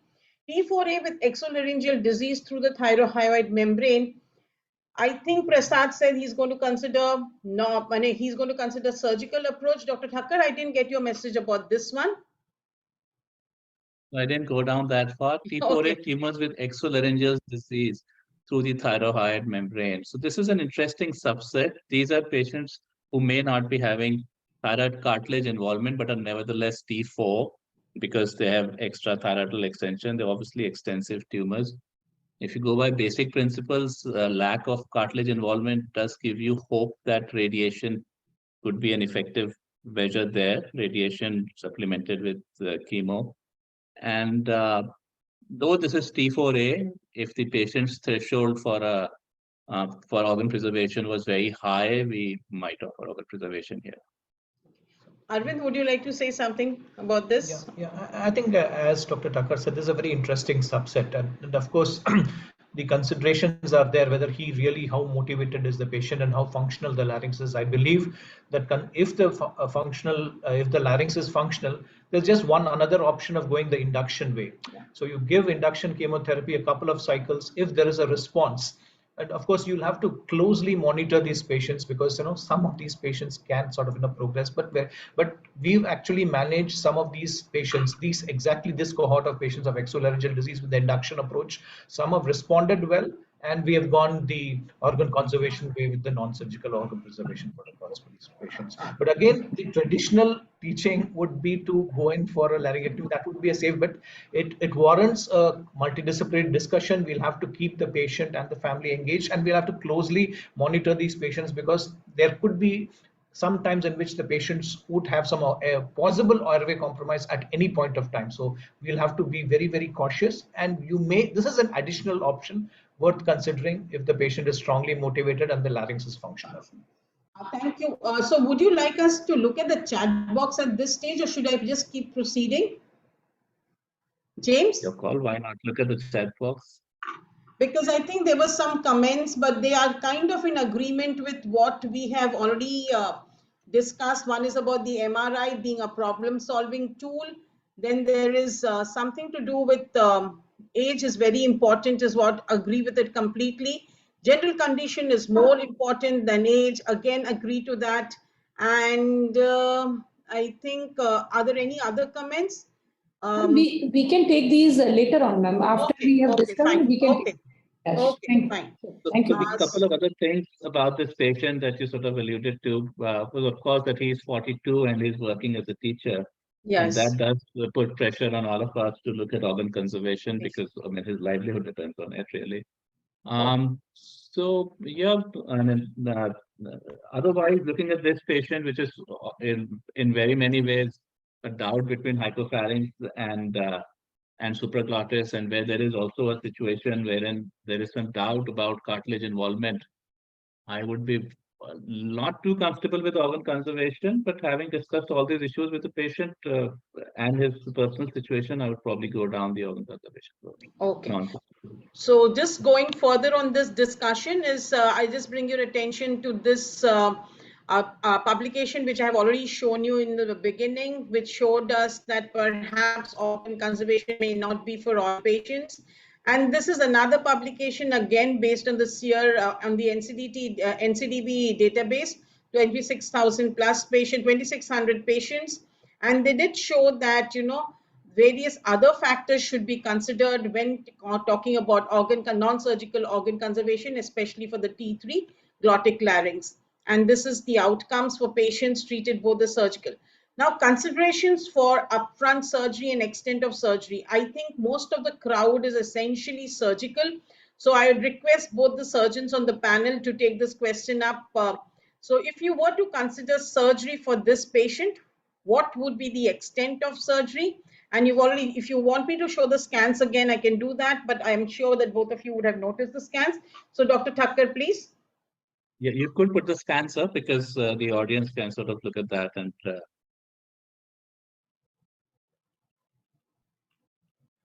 okay. And so this is the scan in this patient. So you have a growth on the left lateral, left iriform sinus, supraglottic area involving the paraglottic space. There seems to be some, it's in very close proximity to the inner thing, what you call the lamina of the left side of the thyroid. And there seems to be a little bit of spill outside. This is what the lesion looks like finally. On the bone window, this is what the patient's lesion looks like.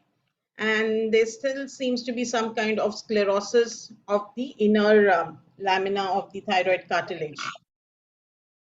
And the cord is fixed. Yes, the left cord is fixed. Yes. So I would request Dr. Thakkar and Dr. Krishnamurthy to go ahead and give an answer about what, if surgery were being considered, what was the kind of surgery that you would be thinking about? So every patient gets a consideration for partial oblique total laryngectomy and the in-between of near total laryngectomy, which is very, very unusual in today's day. But certainly with a fixed cord and with a patient who's having extension of the disease a little bit posteriorly touching the arytenoid, frankly, even coming onto the pariform sinus, certainly a partial laryngectomy is not an appropriate operation. So this patient for oncology will need a total laryngectomy. Near total laryngectomy very rarely considered today because in terms of benefits, it gives you only speech, not an airway, and you can get that with a TEP2. So this patient is not appropriate for near total in any case because the disease is probably too close to the posterior commissure. This patient, unfortunately, then really have no options other than to offer a total laryngectomy for this patient, and that is the best oncological operation for this patient. Thank you, Dr. Thakkar. Dr. Krishnamurthy, would you agree with that? I agree. I think if the disease is there in the piriform, in this case, if that is the case, then possibly total laryngectomy would be an option. But I guess, you know, sometimes you can do a consideration of a CHEP can be an option in some of these patients, especially. Again, it's very important that we map with rigid DL the extent of the involvement of the supraglottis as well as the piriform and take the option. But my consideration in this particular patient, being a teacher with the functional larynx, as was put up in the slide, would be to do for RT based organ preservation protocols. So I agree with both the thing, considering what we've seen, and I hope the audience notes it too, that this patient may not be the ideal candidate for a conservative laryngectomy or a partial laryngectomy, considering the extent of disease. So what happened with this patient was that, in the interest of his profession as well as the finding of a functional larynx, that means though his left cord was fixed, he was compensated, the opposite cord was compensating well. We considered this patient for concurrent chemoradiotherapy, and we gave the patient 70 grade 35 fractions, 7 weeks with a gross tumor with margins, and included the nodes, of course. And we also gave this patient concurrent cisplatinum chemotherapy, 40 milligram per meter square. And these are the response scans at about 11 to 12 weeks post chemoradiotherapy, and we see that there was a complete response with preservation of function after completion of therapy. So Prasad, at this stage, would you agree with what we've done, and or would you like to do something differently in this patient? This patient has had a fantastic response, so that's really great. But as I said, I would have been a little reluctant in the beginning, and now that you've mentioned that the opposite cord was compensating well, that becomes a huge factor in deciding in favor of CTRT in such a patient. So I think this was a right choice, obviously, because he has functional larynx as well as a anatomy, preserve the organ. So I think that was a good decision. But I think the functionality assessment pre-radiotherapy was the key in this patient. So now I bring you back to the point that we've done concurrent chemoradiotherapy and the story is not over, because I think the responsibility now is on us as well as on the patient. So what is important is the follow-up protocol, the frequency of the follow-up protocol, the evaluations that need to be done, and the rehabilitation that is incumbent on such a patient when we have such a patient. So Dr. Thakkar, what is the follow-up protocol that you follow, and what is the evidence for doing that? Can you please throw some light on that question? That's a very difficult question. You have to do it very carefully, of course. One scan at about 4 months post-treatment, which is a baseline scan. And many patients who are well off would insist on a PET CT, and we would be happy with that. But if we are doing it on the public service, they will not get a PET CT on a 4-month scan. So that is your baseline scan, and of course, baseline endoscopy. And then clinical reviews on a 2-monthly basis, and radiological reviews maybe at a 6 to 9 monthly basis on the first time, and yearly for a couple of years. We do not find radiology to be dramatically useful in terms of caring for the entire cohort of patients that we treat. Yeah, that's about it. Arvind, would you like to add something? Yeah, exactly the same as what you all have done, PET CT at end of 12 weeks. But I agree, that it could be a challenge in the real world to sort of get it done. But in the idealistic world, we would prefer a PET CT. But that gives us the objective assessment of having achieved a complete response in these patients. The other important thing, as you mentioned, is the follow-up protocol. Initially, it will be 1 to 3 monthly, depending upon the sort of how the reactions of radiation, chemo-RT, and all that are there. And then we would sort of the more important aspect is sometimes examining the neck would be slightly difficult. So very important to also have an Hopkins evaluation for these patients.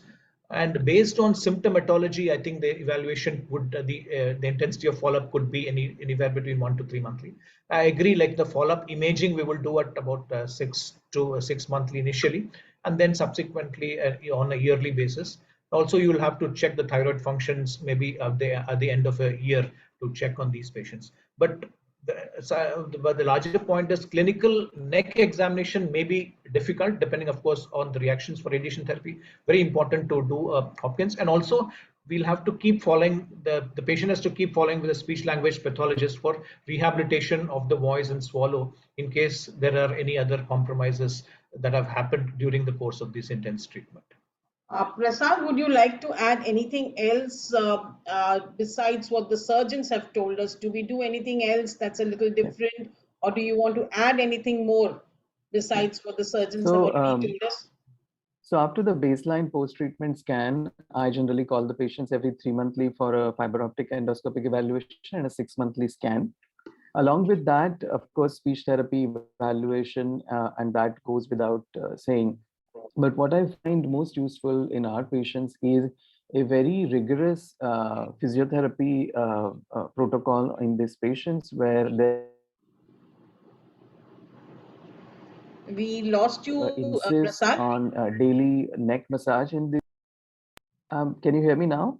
Yes, we can. Yeah.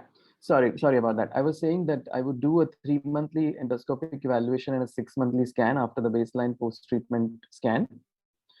Speech therapy evaluations, of course, at intervals. But in addition to that, I also insist on a daily, at least 2 to 3 times neck exercises for these patients to especially take care of the post radiotherapy neck fibrosis, which makes the neck difficult to examine clinically, and also a daily neck massage to sort of reduce those post-RT long-term side effects in these patients. That has been very useful, in my opinion, in our patients. I think in the interest of time, we would also consider a few questions about this particular case. So I see that Ankit has asked bulky supraglottic tumors with mobile cords but needed tracheostomy. Will it still go for CTRT? So Dr. Thakkar, Dr. Krishnamurthy, Prasad. Ma'am, we have 10 more minutes, ma'am, since we started late. Yeah, I know that, but because this pertains to this particular case, we'll just take it in here and then I'll go to another case.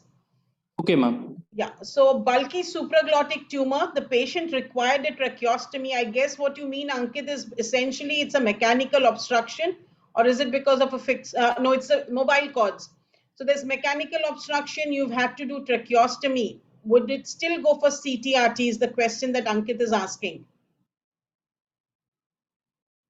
If the patient has mobile cords, we must think of organ preservation and how we can preserve that, because it's obvious that it doesn't have deep infiltration into the paraglottic space, and this offers a great opportunity.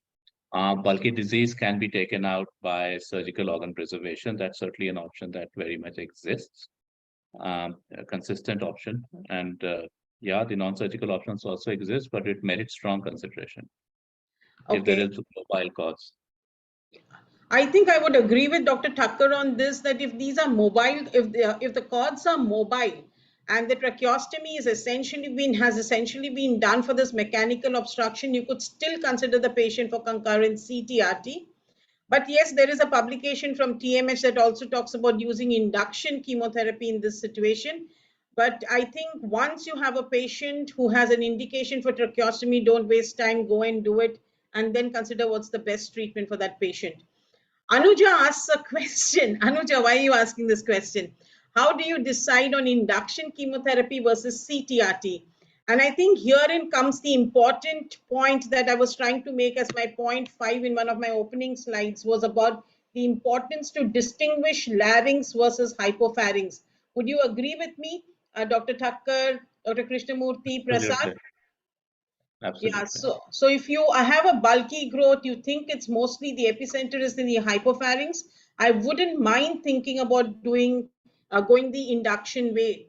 Now, PET CT in larynx in this cuts are not so thin. For treatment planning, the cuts and mapping is very important. Do you routinely suggest PET CT as initial investigation? So if you're asking me this question, what you saw as the cuts on the system are not all the cuts in sequence. We've just chosen representative cuts, but that's afterwards. But we don't always do it. But as Dr. Thakkar said, you may want to do it for a bulky hypopharynx again And especially if it's node positive, you would do a PET-CT to be very sure that you're treating non-metastatic. If patient has a functional larynx, but the extent of disease is through the membrane, if response, then CTRT. I don't know what Ankit you're trying to say. Is it for induction? Induction. Yeah, Okay. Dr. Thakkar, Prasad, Arvind, anything? I guess it's Dr. Sarvani, sorry. Yes, yes. I just wanted to elaborate on the initial investigation part. While in bulky tumors we would consider PET-CT, I think a good CCT is very critical, because when you're doing a CCT for the larynx, the radiologist would actually tilt the gantry, align it with the laryngeal inlet, and take the scan, thin slice scan, which will give you a very detailed view of the vocal cords. If you do a PET-CT, they are not going to tilt the gantry, and then you won't get a very detailed look at the scan. And I think a good CCT before deciding the treatment is still very important. Yeah, one another point I wanted to make regarding the induction versus CTRT is that if it's a T3N0 as this scenario for the discussion is, then possibly we'll go the CTRT way. With the induction, we would possibly consider, as was discussed, in hypopharyngeal primaries or when there are sort of bulky nodes. So that's where I would sort of position the induction. Whereas when we are discussing of a T3N0 larynx, then maybe CTRT may be a reasonable RT-based organ conservation protocol. Thanks for those great points, Prasad and Arvind. Now, next is that PET-CT will be useful only in follow-up. I don't think we said we could use it as initial evaluation and follow-up, yes, especially to see what is the response. So especially you want to know whether the patient has any residual disease or has thrown meds anyway. So I think you could do it in both settings. And I would agree to doing a PET-CT after especially organ preservation protocols. Now, dysfunctional larynx, what do you mean? Aspiration, stridor, fixed cords. Can we directly go up for upfront surgery? Now, here I'd like Dr. Thakkar or Arvind to take this question. So I think extending the definition of a dysfunctional larynx to fixed cords is a little bit too far. Unilaterally fixed cord generally has good voice and generally has good swallow. So functionalities assessment in terms of swallow and airway, and if swallow and airway are preserved with a fixed cord, I would not call that a dysfunctional larynx at all. Certainly, if there is impending obstruction, then you are concerned about treating a patient with radiation or chemoradiation, because you know that that might precipitate obstruction. And in that situation, we might consider either debulking or induction, because debulking involves surgical lifts, which are often in heart supply, so it goes down the road of induction. And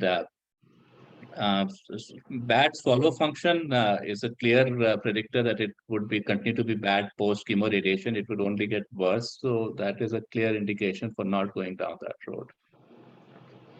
Thank you, Dr. Thakkar. Now, I'd like the surgeons, because again, we've got a surgical audience, to just comment on this as to who would be an ideal candidate for conservative surgery, not in the case that I showed you, but there was another case, but I just would like your opinion on this so that then we could move ahead with another question that would come up.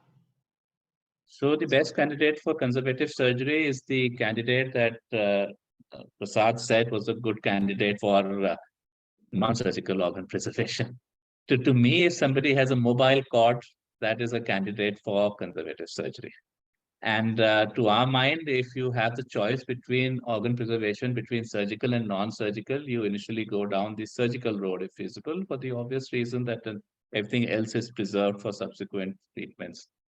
And so anybody with a mobile cord, the basic contraindication, or rather let us say that the functions that you need to preserve depend on a functional arytenoid or bilateral functional arytenoids and a free cricoid arch.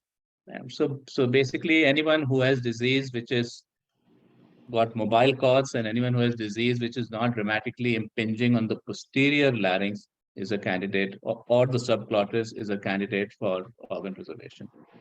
That may be glottic or supraglottic. Yeah. Just to add, generally, if it's a T1, T2, or very select T3, you may go in with the endoscopic approaches, essentially. Of course, T3, slightly, you can go in for the conventional partial laryngectomies as well. But when we talk exclusively of endoscopic, either it could be laser or robotic, then I think the smaller the tumor is better. Ideally for T1 and T2, very select T3, we could do it by the endoscopic approaches. But otherwise, with a functional cricoarachnoid unit, I think that's the essential important aspect. You could go in for open conservative procedure surgeries as well. Thank you. Now, I would also like to draw your attention to this important aspect, and that is the role of adjuvant therapy post-conservative laryngectomy, because there seems to be a philosophy that if you've considered a patient for a conservative laryngectomy, especially the borderline T3s, you may not want to do adjuvant radiotherapy. So any thoughts on this, Dr. Thakkar? We have no significant concerns in proceeding with post-op radiation, occasionally also post-op chemoradiation. Of course, in the doses that are generally used for the post-op situations. If there is positive neck node which indicates to such a thing, then certainly you should go down that road. Certainly, you should not be operating on a patient if you anticipate a positive margin. Okay. So that is a rare situation, but a lymph node which merits radiation or chemoradiation, you should go down that road. Anything else, Arvind? Yeah, I agree. In any T3 tumor, if you're achieving a negative margins, then the benefit of post-operative adjuvant radiation therapy is very, very less. Although in traditional practice, people may want to sort of give it, actual benefit is very less. The benefit is even lesser for any reason of radiation therapy cohort is very less. And I also agree, when you do a partial laryngectomy and then add radiation therapy, I think the functional results tend to be a little compromised. So in the interest of time, I'll quickly go to one case, and this is a patient who had just a minute, in the interest of time, because I think there is a particular clinical situation in which when you have evaluated the patient initially, you definitely think that surgery may be the best option in this patient. Like a patient like this who has a baseline ulceroproliferative growth in the right AE fold, anteriorly seen overhanging the glottic chink and the false vocal cords. On evaluation, this patient has mild to moderate oropharyngeal dysphagia with evident mild thin liquid aspiration and a PAS score of 8. So this patient was, I'm digressing from the topic, but then this is a patient who we have called as a right supraglottic larynx T4N0M0. This is the lesion in the patient, and we've evaluated the patient, poor laryngeal function, large volume disease, and finally what we've done is we've gone ahead and done surgery in this patient. So any further evaluation, I guess we would follow the same norms as usual. Treatment options: surgery followed by adjuvant therapy, concurrent CTRT, induction chemotherapy followed by CTRT, or induction chemotherapy followed by bio-RT. So if I'm not mistaken, on behalf of the panel, I'd like to choose perhaps surgery followed by the appropriate adjuvant therapy in this case. Would all the panelists agree with me? Yeah. Okay, so then what happened was this patient underwent a total laryngectomy with bilateral neck node dissection. This was the final report. It was a poorly differentiated squamous carcinoma of the right supraglottis extending to the right glottis. The WPI was 3, pre-epiglottic fat pad was uninvolved, laryngeal cartilage uninvolved, strap muscles trachea not involved by tumor, and all margins were free. The closest cut margin was 0.9 centimeter. Bilateral neck dissection did not yield any metastatic lymph nodes. So on histopathology, this looks like it is a PT2 TN0M0 carcinoma of the supraglottis. So what would be the further management? I pose this question because this patient underwent total laryngectomy based on the findings that I showed you. So do we go ahead with adjuvant therapy or not in this patient? Dr. Thakkar. And how old is the patient? This patient was, I think, 54 years old. So no great contraindications or concerns on that score. So was the cord mobile or immobile? The right cord was fixed. Yeah, so I mean, you would classify it as T3. If it was classified as T2, I would have no concerns at all on stating that radiation is not required. Even if it is classified as pathological T3 with such a good margin status and N0 status, in a situation where lymph nodes have obviously been very well assessed, 39, 0.39, 0.35, I would have significant concerns about giving radiation. Because it doesn't seem indicated. There is data available from very old studies when we were yet students. What comes to mind is DeSanto study, which showed us 90% 5-year control with T3 and 0 by total laryngectomy alone. So my inclination would not be to move forward very much with radiation in this situation, but it's T3, and I am sure that there would be contrary opinions from others in this real world. So I would discuss this with the patient. My recommendation would be to hold on with radiation. What about you, Arvind? Yeah, I also tend to agree. And the other fact is it's a poorly differentiated. So that's also a consideration. It needs to be discussed in the multidisciplinary board, but then it's a well-performed surgery, negative margins. The benefit therapy is very marginal. So I would also be happy to observe. And Prasad? So I agree, it's a well-performed surgery. It's a young patient with a large tumor and poorly differentiated tumor. I would definitely consider him for radiotherapy to give him the maximum benefit, and will not consider chemotherapy. Okay. So if I may just come back, the poorly differentiated was something that was missed by me, and I quite taken up by what Prasad said, and that is also something that would prey on my mind. Ma'am, we are actually going ahead of time. Yeah. So for the next I'll session, finish here. Yeah, I'll stop here. But yes, I will just end with this particular case. And I think we are in a little bit of a dilemma here. There seems to be a difference in opinion. But perhaps looking at the initial stage of disease together with a very innocuous looking histopathology, but I'd still go and give adjuvant radiotherapy to this patient. There would be a difference in opinion because it's not very clear here. It's not black and white. So I think that is where I would end. I'd like to thank all my panelists and for this discussion. Are there any other questions in chat if you would like to consider? Ma'am, can you?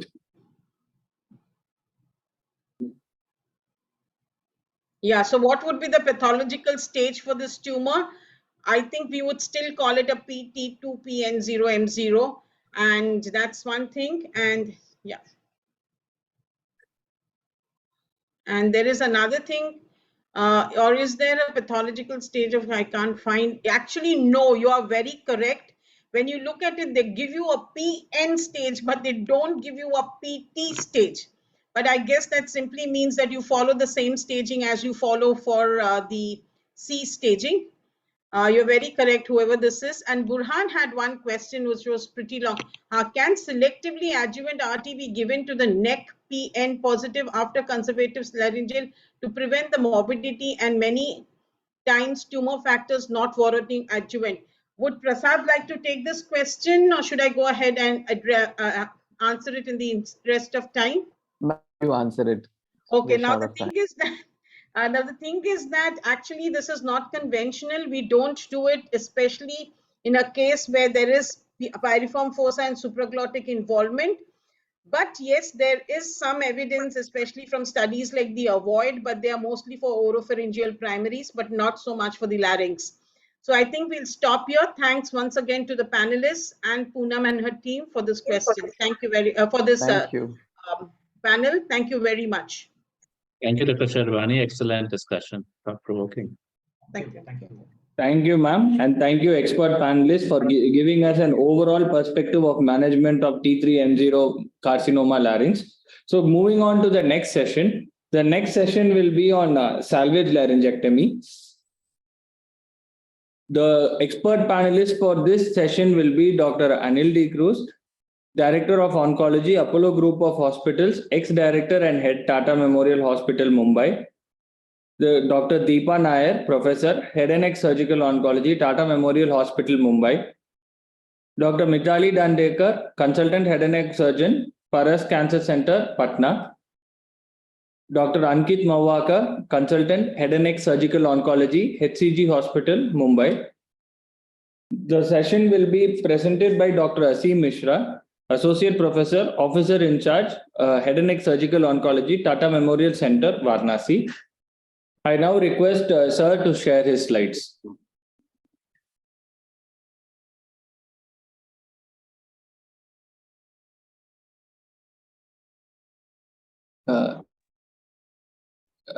Asim sir, can you please share your slide? I'm just doing it. Yeah.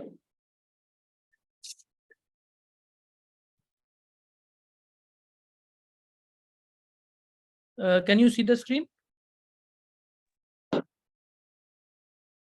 Hello. No, sir, I can't see, sir. Okay.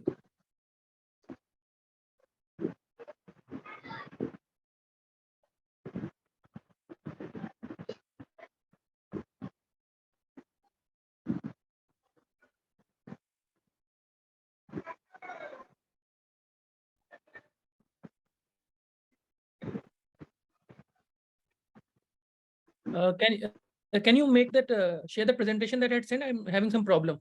Yes, sir. Sure, sir. Sure, sir.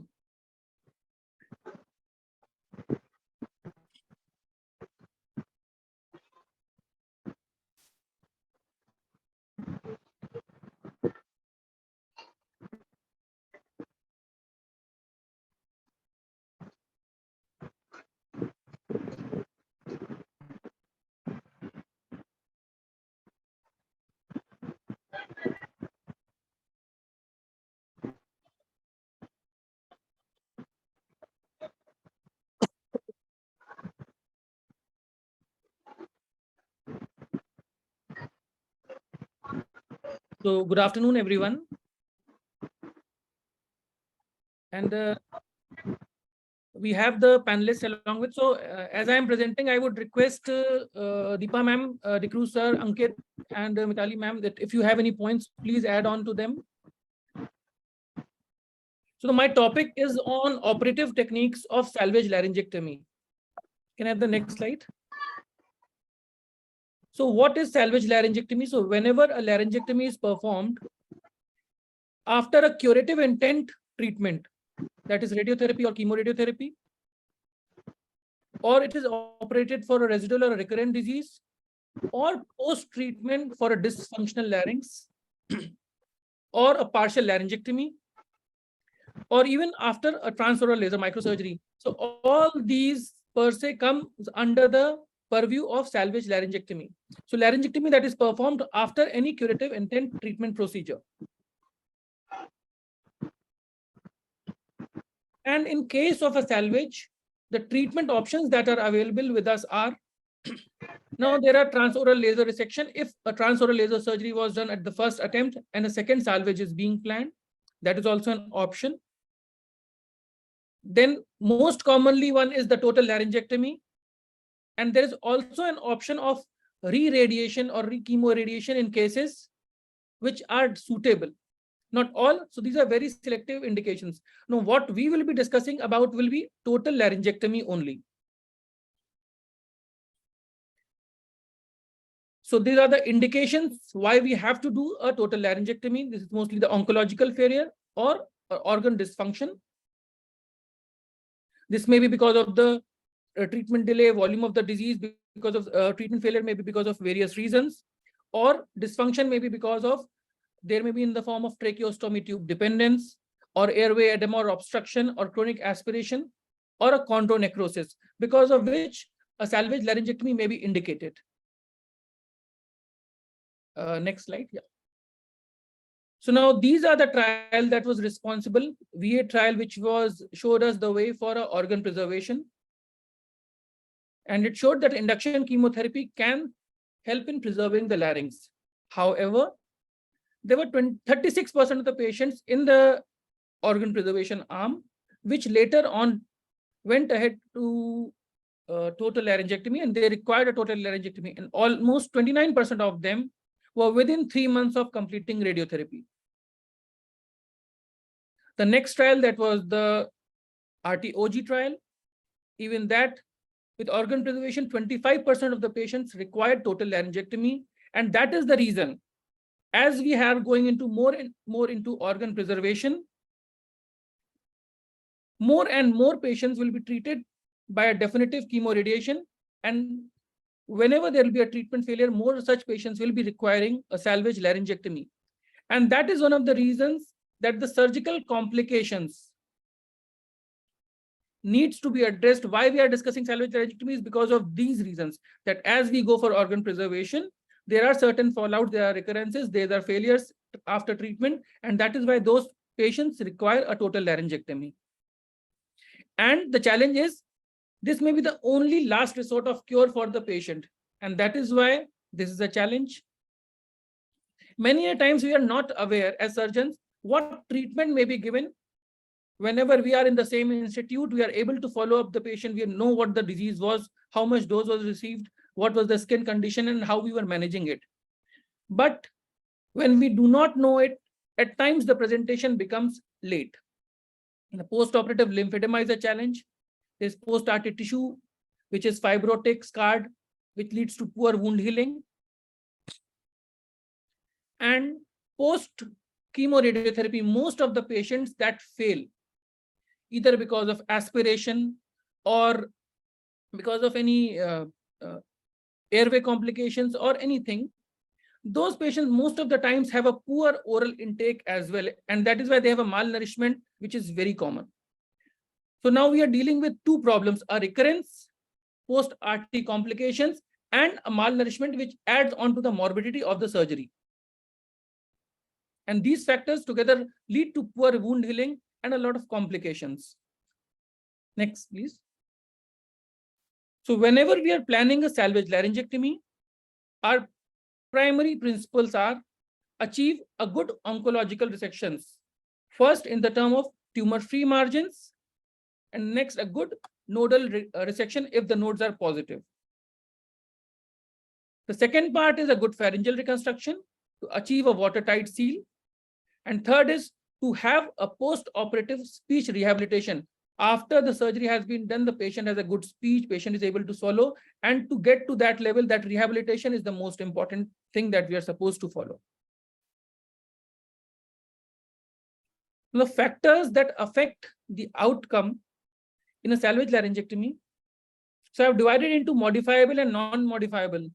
So the nutritional factors, nutrition status, and the frailty, that is a very important thing. The BMI, the body fat percentage, these are very important factors. These needs to be evaluated for each and every patient. And we have to immediately start those corrective measures right from the workup of the patient. If we are seeing a patient who is coming chronically post-treatment with complaints of aspiration, and we are seeing that the patient is developing lung pneumonia, he needs to be immediately, that needs to be addressed, that needs to be managed along with the good nutritional supplements. We cannot avoid, continue to treat that pneumonitis and then follow up after a month that the patient will require laryngectomy, and by that time in that process he has lost 5 to 6 kgs of weight. We have to ensure that nutritional status is maintained right from the very beginning the patient is following up. And that is why assessment of frailty, the weight, and the indexes are very important, and that needs to be done for each and every patient. Now, the second thing is metabolic or endocrine abnormalities. Now, post radiotherapy, we have a lot of patients who will develop hypothyroidism. Other than the tissue changes, there will be endocrine problems in form of hypothyroidism, and hypothyroidism per se is also responsible for poor wound healing. And there are studies which have shown that there is almost 20% increase in the chance of having a pharyngocutaneous fistula. The reconstructive technique we follow, how we are suturing, avoiding a tri-pointer, and whether or not we are doing a vascularized tissue cover when indicated. The non-modifiable factors are not in our control. Next slide.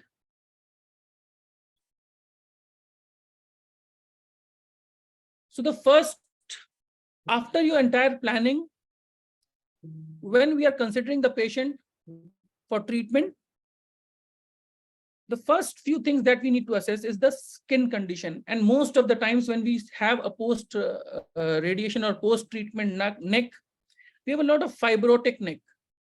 At times the disease may be so extensive that it is involving the skin, and we may have to just resect the skin because of the extensive fibrosis of the poor condition of the skin.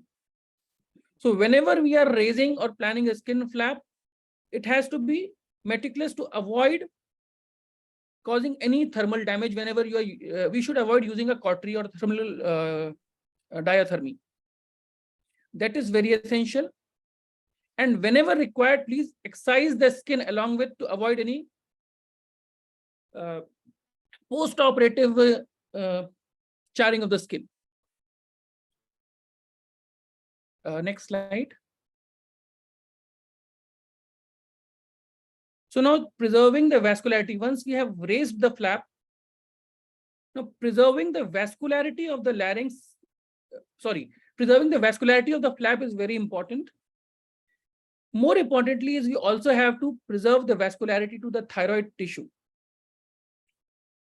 So whenever we are devascularizing the larynx, it has to be done very carefully, that we stay as close to the larynx as possible, identifying the vessels and ligating them close. Then preserving the blood supply to the parathyroids. Even if we are sacrificing the ipsilateral thyroid gland, we must try to preserve the ipsilateral parathyroid and the contralateral thyroid along with the parathyroid glands. Another part of preservation of the vessels is at the level of the esophagus, cervical esophagus, and the pharynx. We should not go too much into the prevertebral fascia, avoid dissecting into the prevertebral fascia to avoid devascularizing the residual pharyngeal mucosa. Next. So when we are dissecting of the thyroids and the parathyroids, we have to preserve the thyroid along the contralateral side with the parathyroid, and on the ipsilateral side, we must attempt to preserve the parathyroids. Now, the dissection of the gland through the fibrotic strap muscles, whether we are going to save the strap muscle, we are going to resect the strap muscle. So we have to be careful that we do not blindly damage the vessels to the thyroid gland.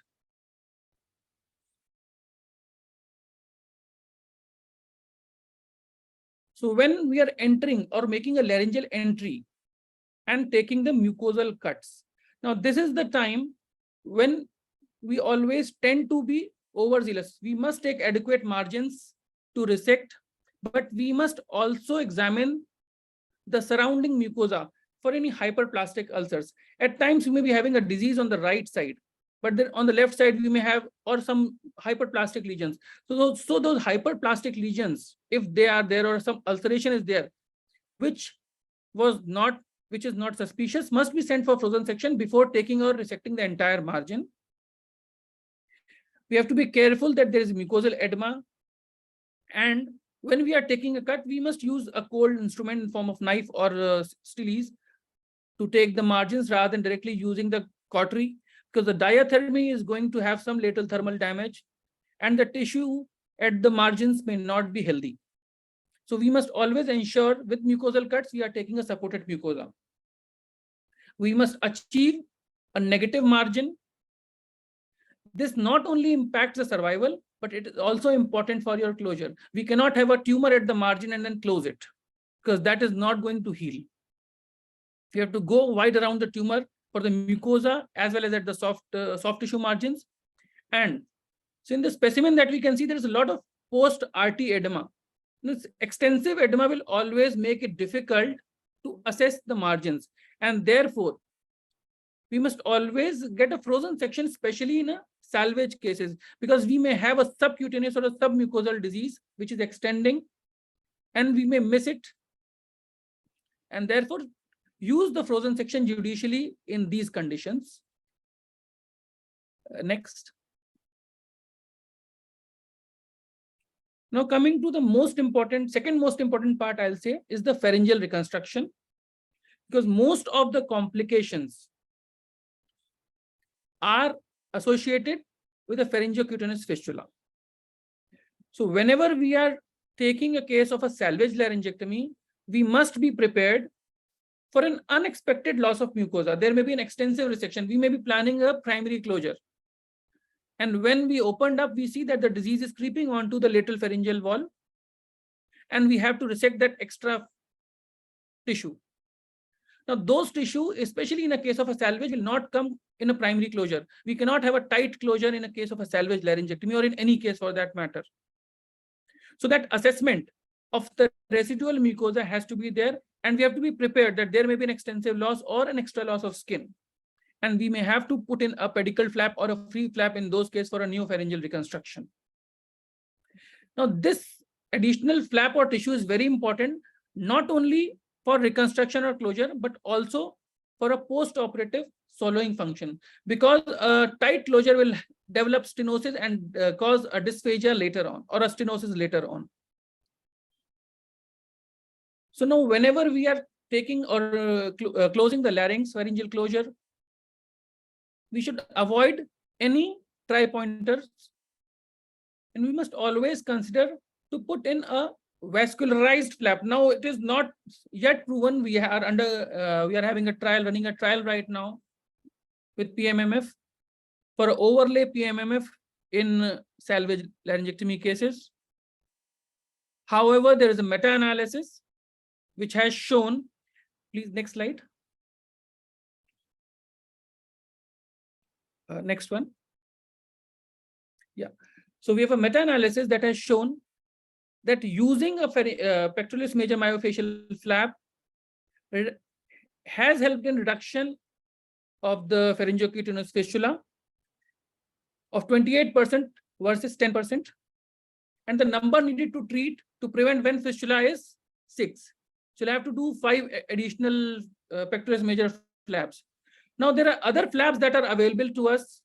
Just one slide back, please. Yeah. So the several flaps that are available to us for pharyngeal reconstructions are the pedicle flaps, the pectoralis major flap, and the pectoralis major myocutaneous flap. Some other flaps like supraclavicular and temporoparietal facial flaps are also used, but that are not so commonly utilized. Then we have the free flap reconstruction in form of radial forearm flap, the anterolateral thigh flap.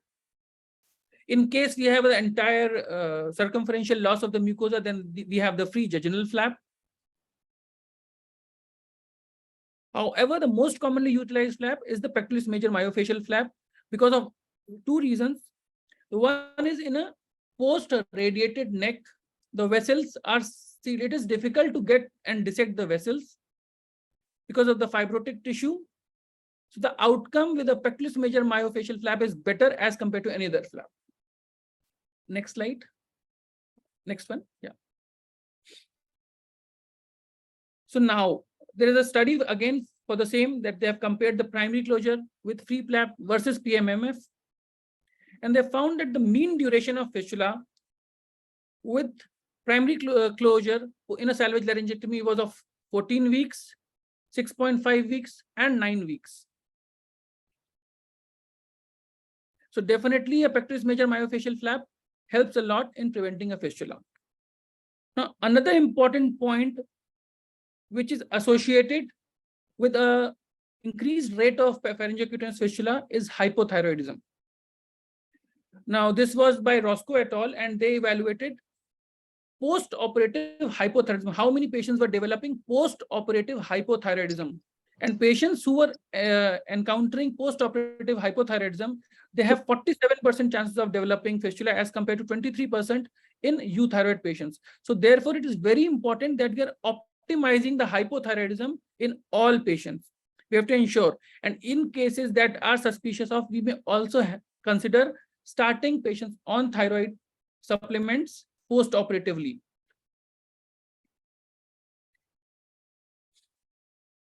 So now, very important, I think one of the slide has been missed.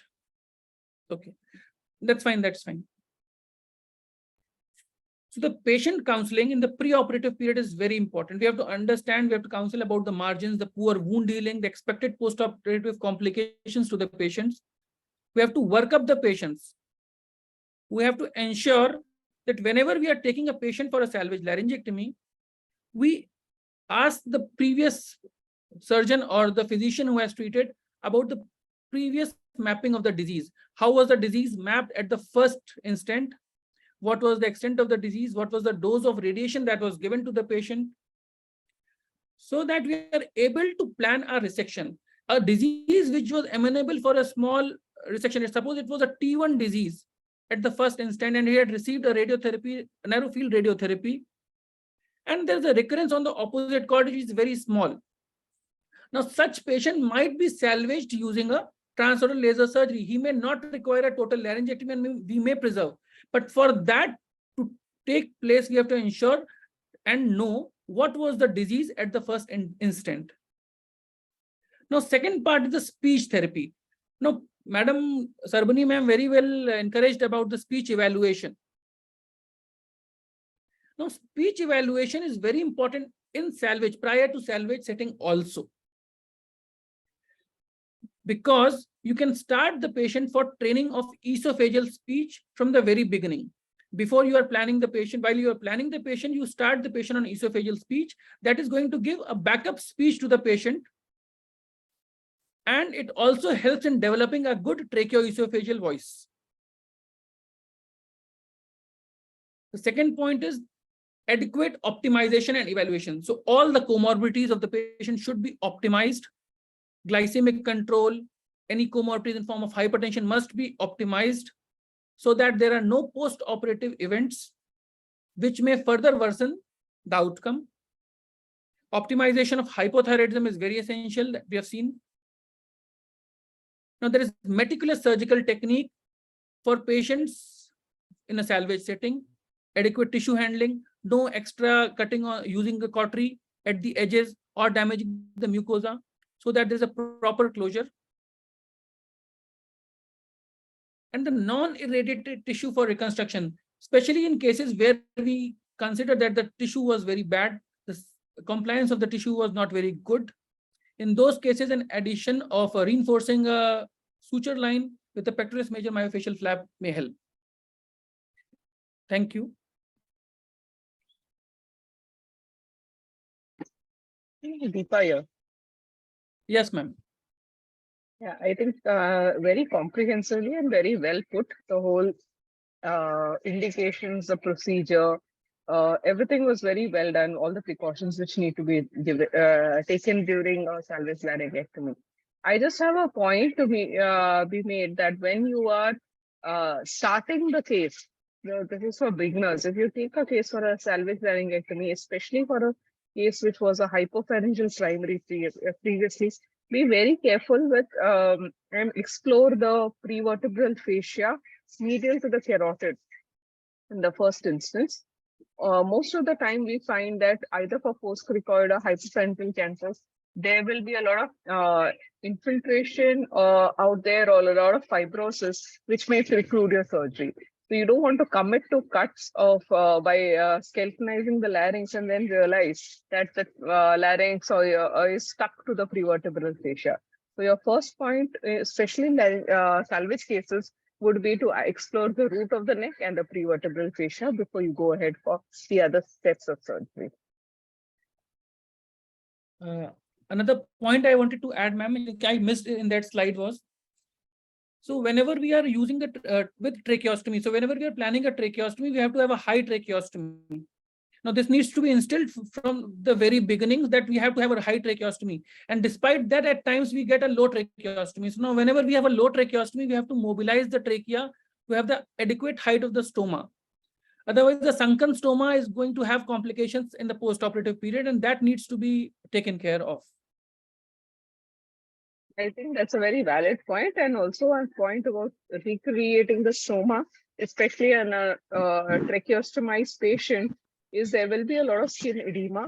So you have to be sure that when you are excising that ring of skin around the tracheostoma to create the new stoma, you excise enough of the subacute tissue, and when you are maturing the stoma, have adequate skin to tracheal cartilage lining it without too much intervening soft tissue. Patients who are prior radiated have already a propensity to develop postoperative stromal stenosis.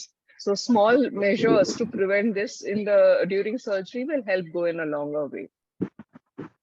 Would Mitali and Ankit want to make some comments? Yes, madam. Asim, it was a very great presentation. And as madam has mentioned that before we go ahead with the cuts on the larynx, we need to see whether the larynx is mobile and the prevertebral fascia looks normal. Again, when the patient for a total larynx or salvage laryngectomy walks in, there are so many things that go through our mind that we see the patient. First is, as the condition of the skin is a rough marker about the amount of post-RT changes which we will encounter in the mucosa, a badly radiated neck will point us to many complications which would be impending post the surgery. Thoroughly done preoperative DL scopy will also help us evaluate the true extent of the disease. Of course, because of the RT and a lot of edema, the actual submucosal extent would be missed. But as Asim, you also pointed out that we need to take that submucosal extent into consideration and go for a wider margins. One point which I would like to make is whenever there is a patient who already has a tracheostomy, not just the DL scopy, but we do put a 0-degree scope through the tracheostoma to evaluate whether the extent of the tracheal cut needs to be going much more beyond the expected cuts or we need to revise it. Secondly, I would like to also say that whenever we think about a salvage laryngectomy, we should always keep at the back of our mind that the patch is invariably needed. If the patch is not required, we are lucky, but a patch, we should always go in for the surgery with the intention that the patient will need a patch because we don't want any tight sutures. Tight sutures invariably will lead to a PC fistula or there might be an impending dysphagia.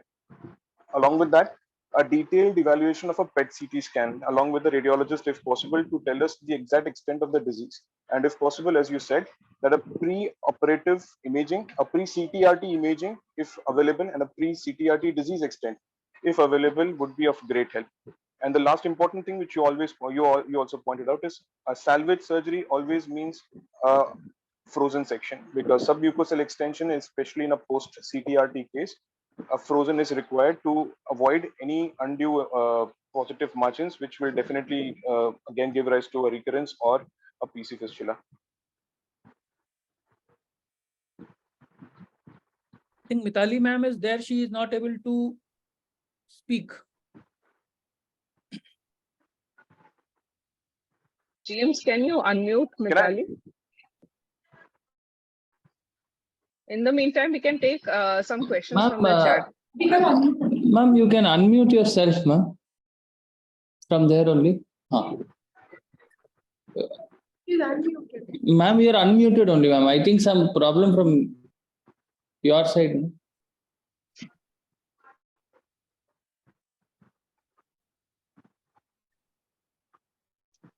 So while Mitali is trying to figure out her audio, Asim, there's a question in the chat on whether you will use pre-operative NBI, narrowband imaging, to help accurate mapping of tumor and differentiating tumor versus post-treatment edema. So regularly we are not using narrowband imaging. That is the first thing. Now, why narrowband imaging would not be very useful? It may be useful for making some decisions, but not in a case of a larynx recurrence.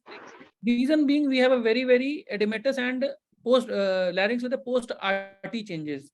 So in those cases, the vascularity itself has changed. It's not a fresh vascularity. It's not a fresh tissue. It's a post radiated. So that is why it is not going to be useful. And second thing is, when we are trying to use it, even in a case of a pyriform fossa or in the post-recoid region where we are going to have a doubt for having a reconstruction, in those cases, using an NBI may not be very easy. Just lifting that with the scope and putting the narrowband imaging for the output will not be a very good option in case of even in a recurrent setting. I have not used it. We have an NBI, we utilize it in very few cases of vocal cord lesions. Point in this? Yes, please. I think NBI would be used only when we are suspecting that the recurrence is stage 1, a T1. Whereas most of our cases which we encounter post chemoradiation especially would be stage 3. And in such cases, only and only if the lesion comes on the opposite vocal cord, like an example what Asim gave. that the disease initially was to start with on the right vocal cord, going into the paraglottis, received chemoradiation. Now the new lesion has appeared on the left side vocal cord.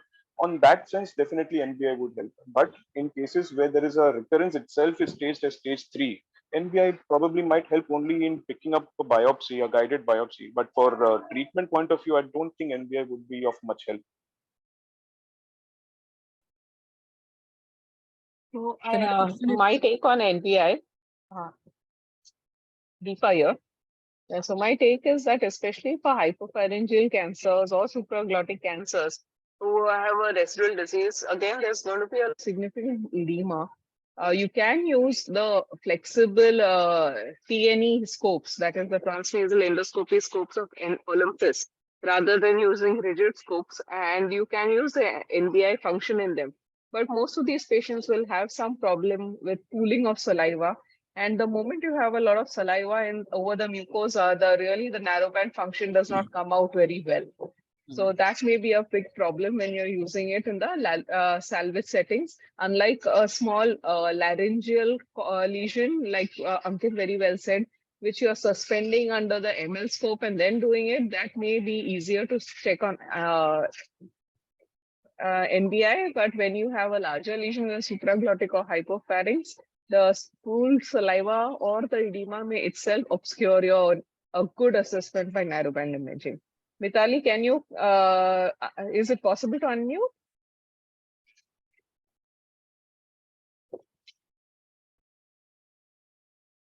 I think Mitali is still having problem, but she's made a comment that she wants to emphasize, and many times the overlying neck and the skin in the neck is intensely fibrous, and you have to plan excision of pit even if there's no tumor infiltration. I think that's a very good point, and that's where you will want to do a spiral PMMC that gives you both a vascularized cover for the as an overlay over the mucosal closure and a skin line for the skin defect which is there. I think that's a point well made. There's one more question in the chat about whether primary TAP increases fistula rates in the salvage setting, and does overlay flap help decrease this fistula rates? So I think Asim can take it. So the primary TP will definitely is not going to increase the rate of fistula. I don't think there is any study or anything that shows, unless that we have damaged the party wall extensively. So the TP is going to be useful, and we have to consider rehabilitation first. And a properly inserted TP is not going to cause or increase the fistula. Now, overlay flap will definitely help in decreasing the incidence of a pharyngocutaneous fistula. So there are studies now, several studies, and we also have a trial running. So we will definitely be able to tell it in a better way in some time.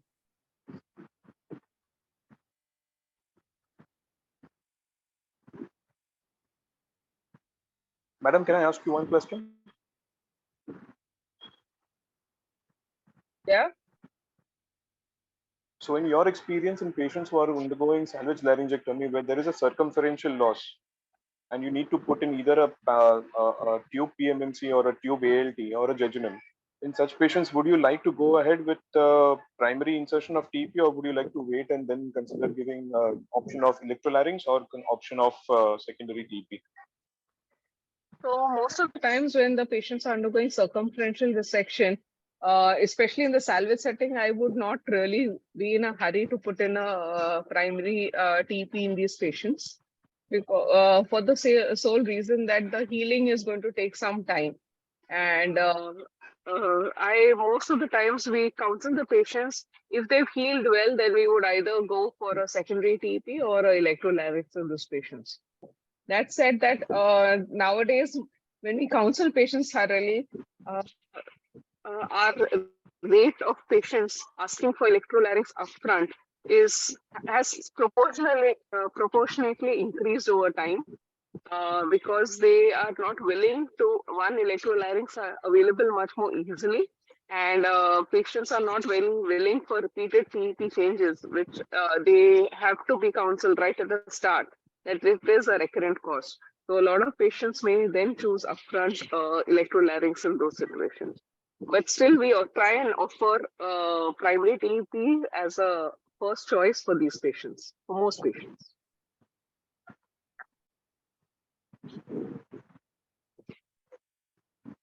So there's another question on methods to decrease the stomal stenosis.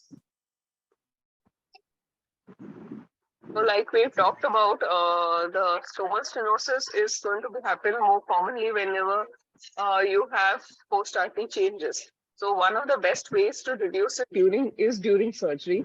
You have to have a large sized stoma. So when you're doing your forming your stoma, previously we used to always say bevel the tracheostoma or the tracheal end, but now we do not advise you to bevel the thing, because the moment you bevel cartilages or cut through cartilages, the incidence of postoperative tracheitis increases significantly.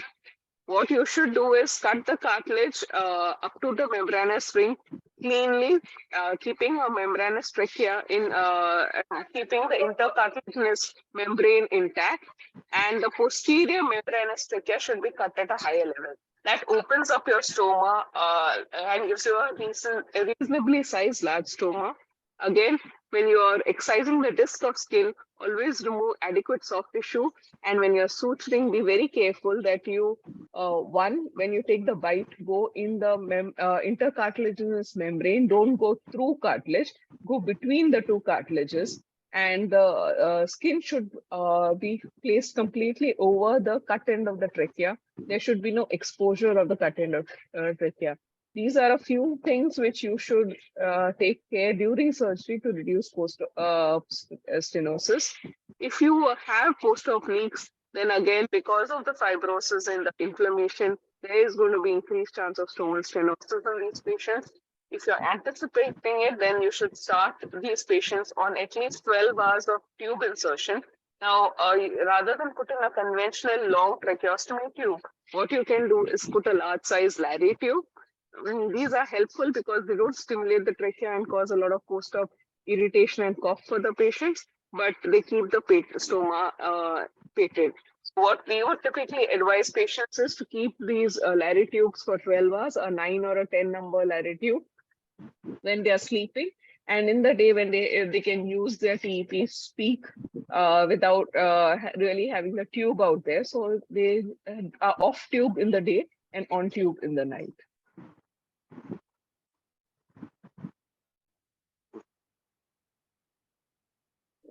Asim, can I ask you one question?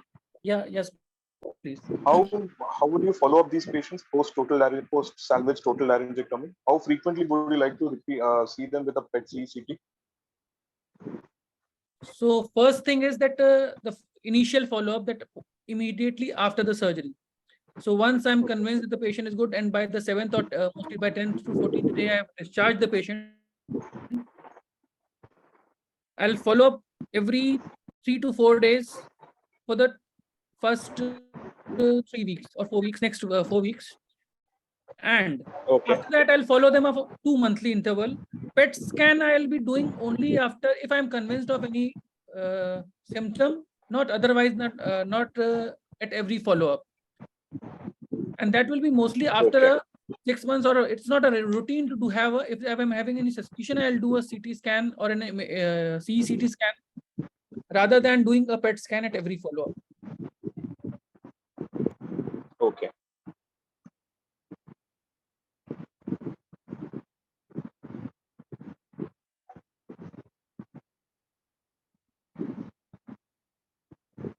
And how frequently would you like the follow anything symptoms different? Like you do you do PET scan regularly, or at what intervals you follow? So I would like to see my patients, like what you said, to in the initial post-operative period, to see them at least once or twice a week, just to see that the patient is not developing leak, because in salvage setting there is a chance that the patient might develop a delayed leak, and you want to avoid a leak, because leak itself will give rise to multiple complications, the most dreaded one being a vascular blowout. So for the initial part, till the neck heals and the stoma matures a bit quickly, I would like to see them at least once or twice a week. Following that, so my first PET scan, a baseline post-op PET scan, would be after about 3 months, so that's 12 weeks. So that would serve as the first baseline post-op scan. And then after that, as you said, if the patient develops any symptom, we would image him accordingly. Otherwise, then probably 6 monthly repeat scan would be what I would like to do. because there is no standard guidelines for repeating this. We had one though for NIRAIDS, but I probably feel is not valid for a salvage setting. But I would like Madam if she has any inputs, Mitali Madam if she has any inputs on this. Why, Mitali, can you speak? I guess if Mitali is chatting. Yeah, so I think most of us would not do routine follow-up PET scans. At least it's not it's not cost effective to follow up these patients with routine PET CT scans. Most of the times, if you've done a good surgery, you don't expect local recurrences. What you're expecting is a distant disease, and a simple CT thorax also is adequate. We do local examinations, we do stomal examinations and scopies, but not routine PET scans and follow-up.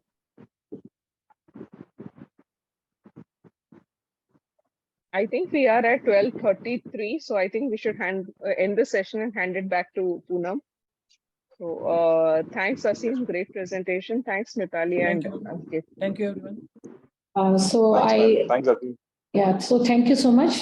Thank you, Deepa Madam, Mitali, Ankit, and Asim. It was a great session, and I think all of us learned a lot about the various techniques we have to follow, especially in managing salvage laryngectomy cases, which usually have higher post-operative complication rates.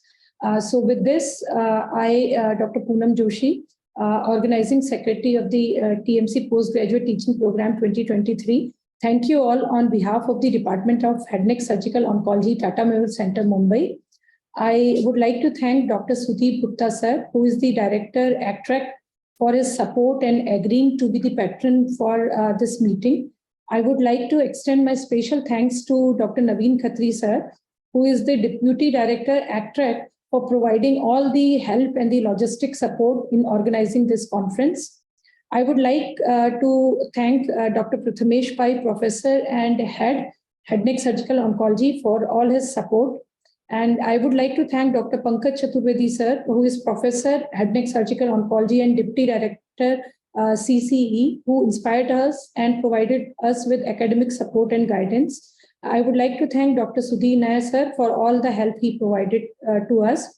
I would like to thank Dr. Sarvani Ghosh Laskar Madam, the Professor in Department of Radiotherapy and Convener of Head Neck DMG, for providing the academic and logistic support. I thank all the faculty members for their active participation and valuable contribution. I thank my residents, Dr. Anthony Raj James, Dr. Mansi, Dr. Jitendra, Dr. Vikram, Shamima. These are only few names, as so many other residents have also helped with that. And their efforts and excellent coordination made this online conference possible.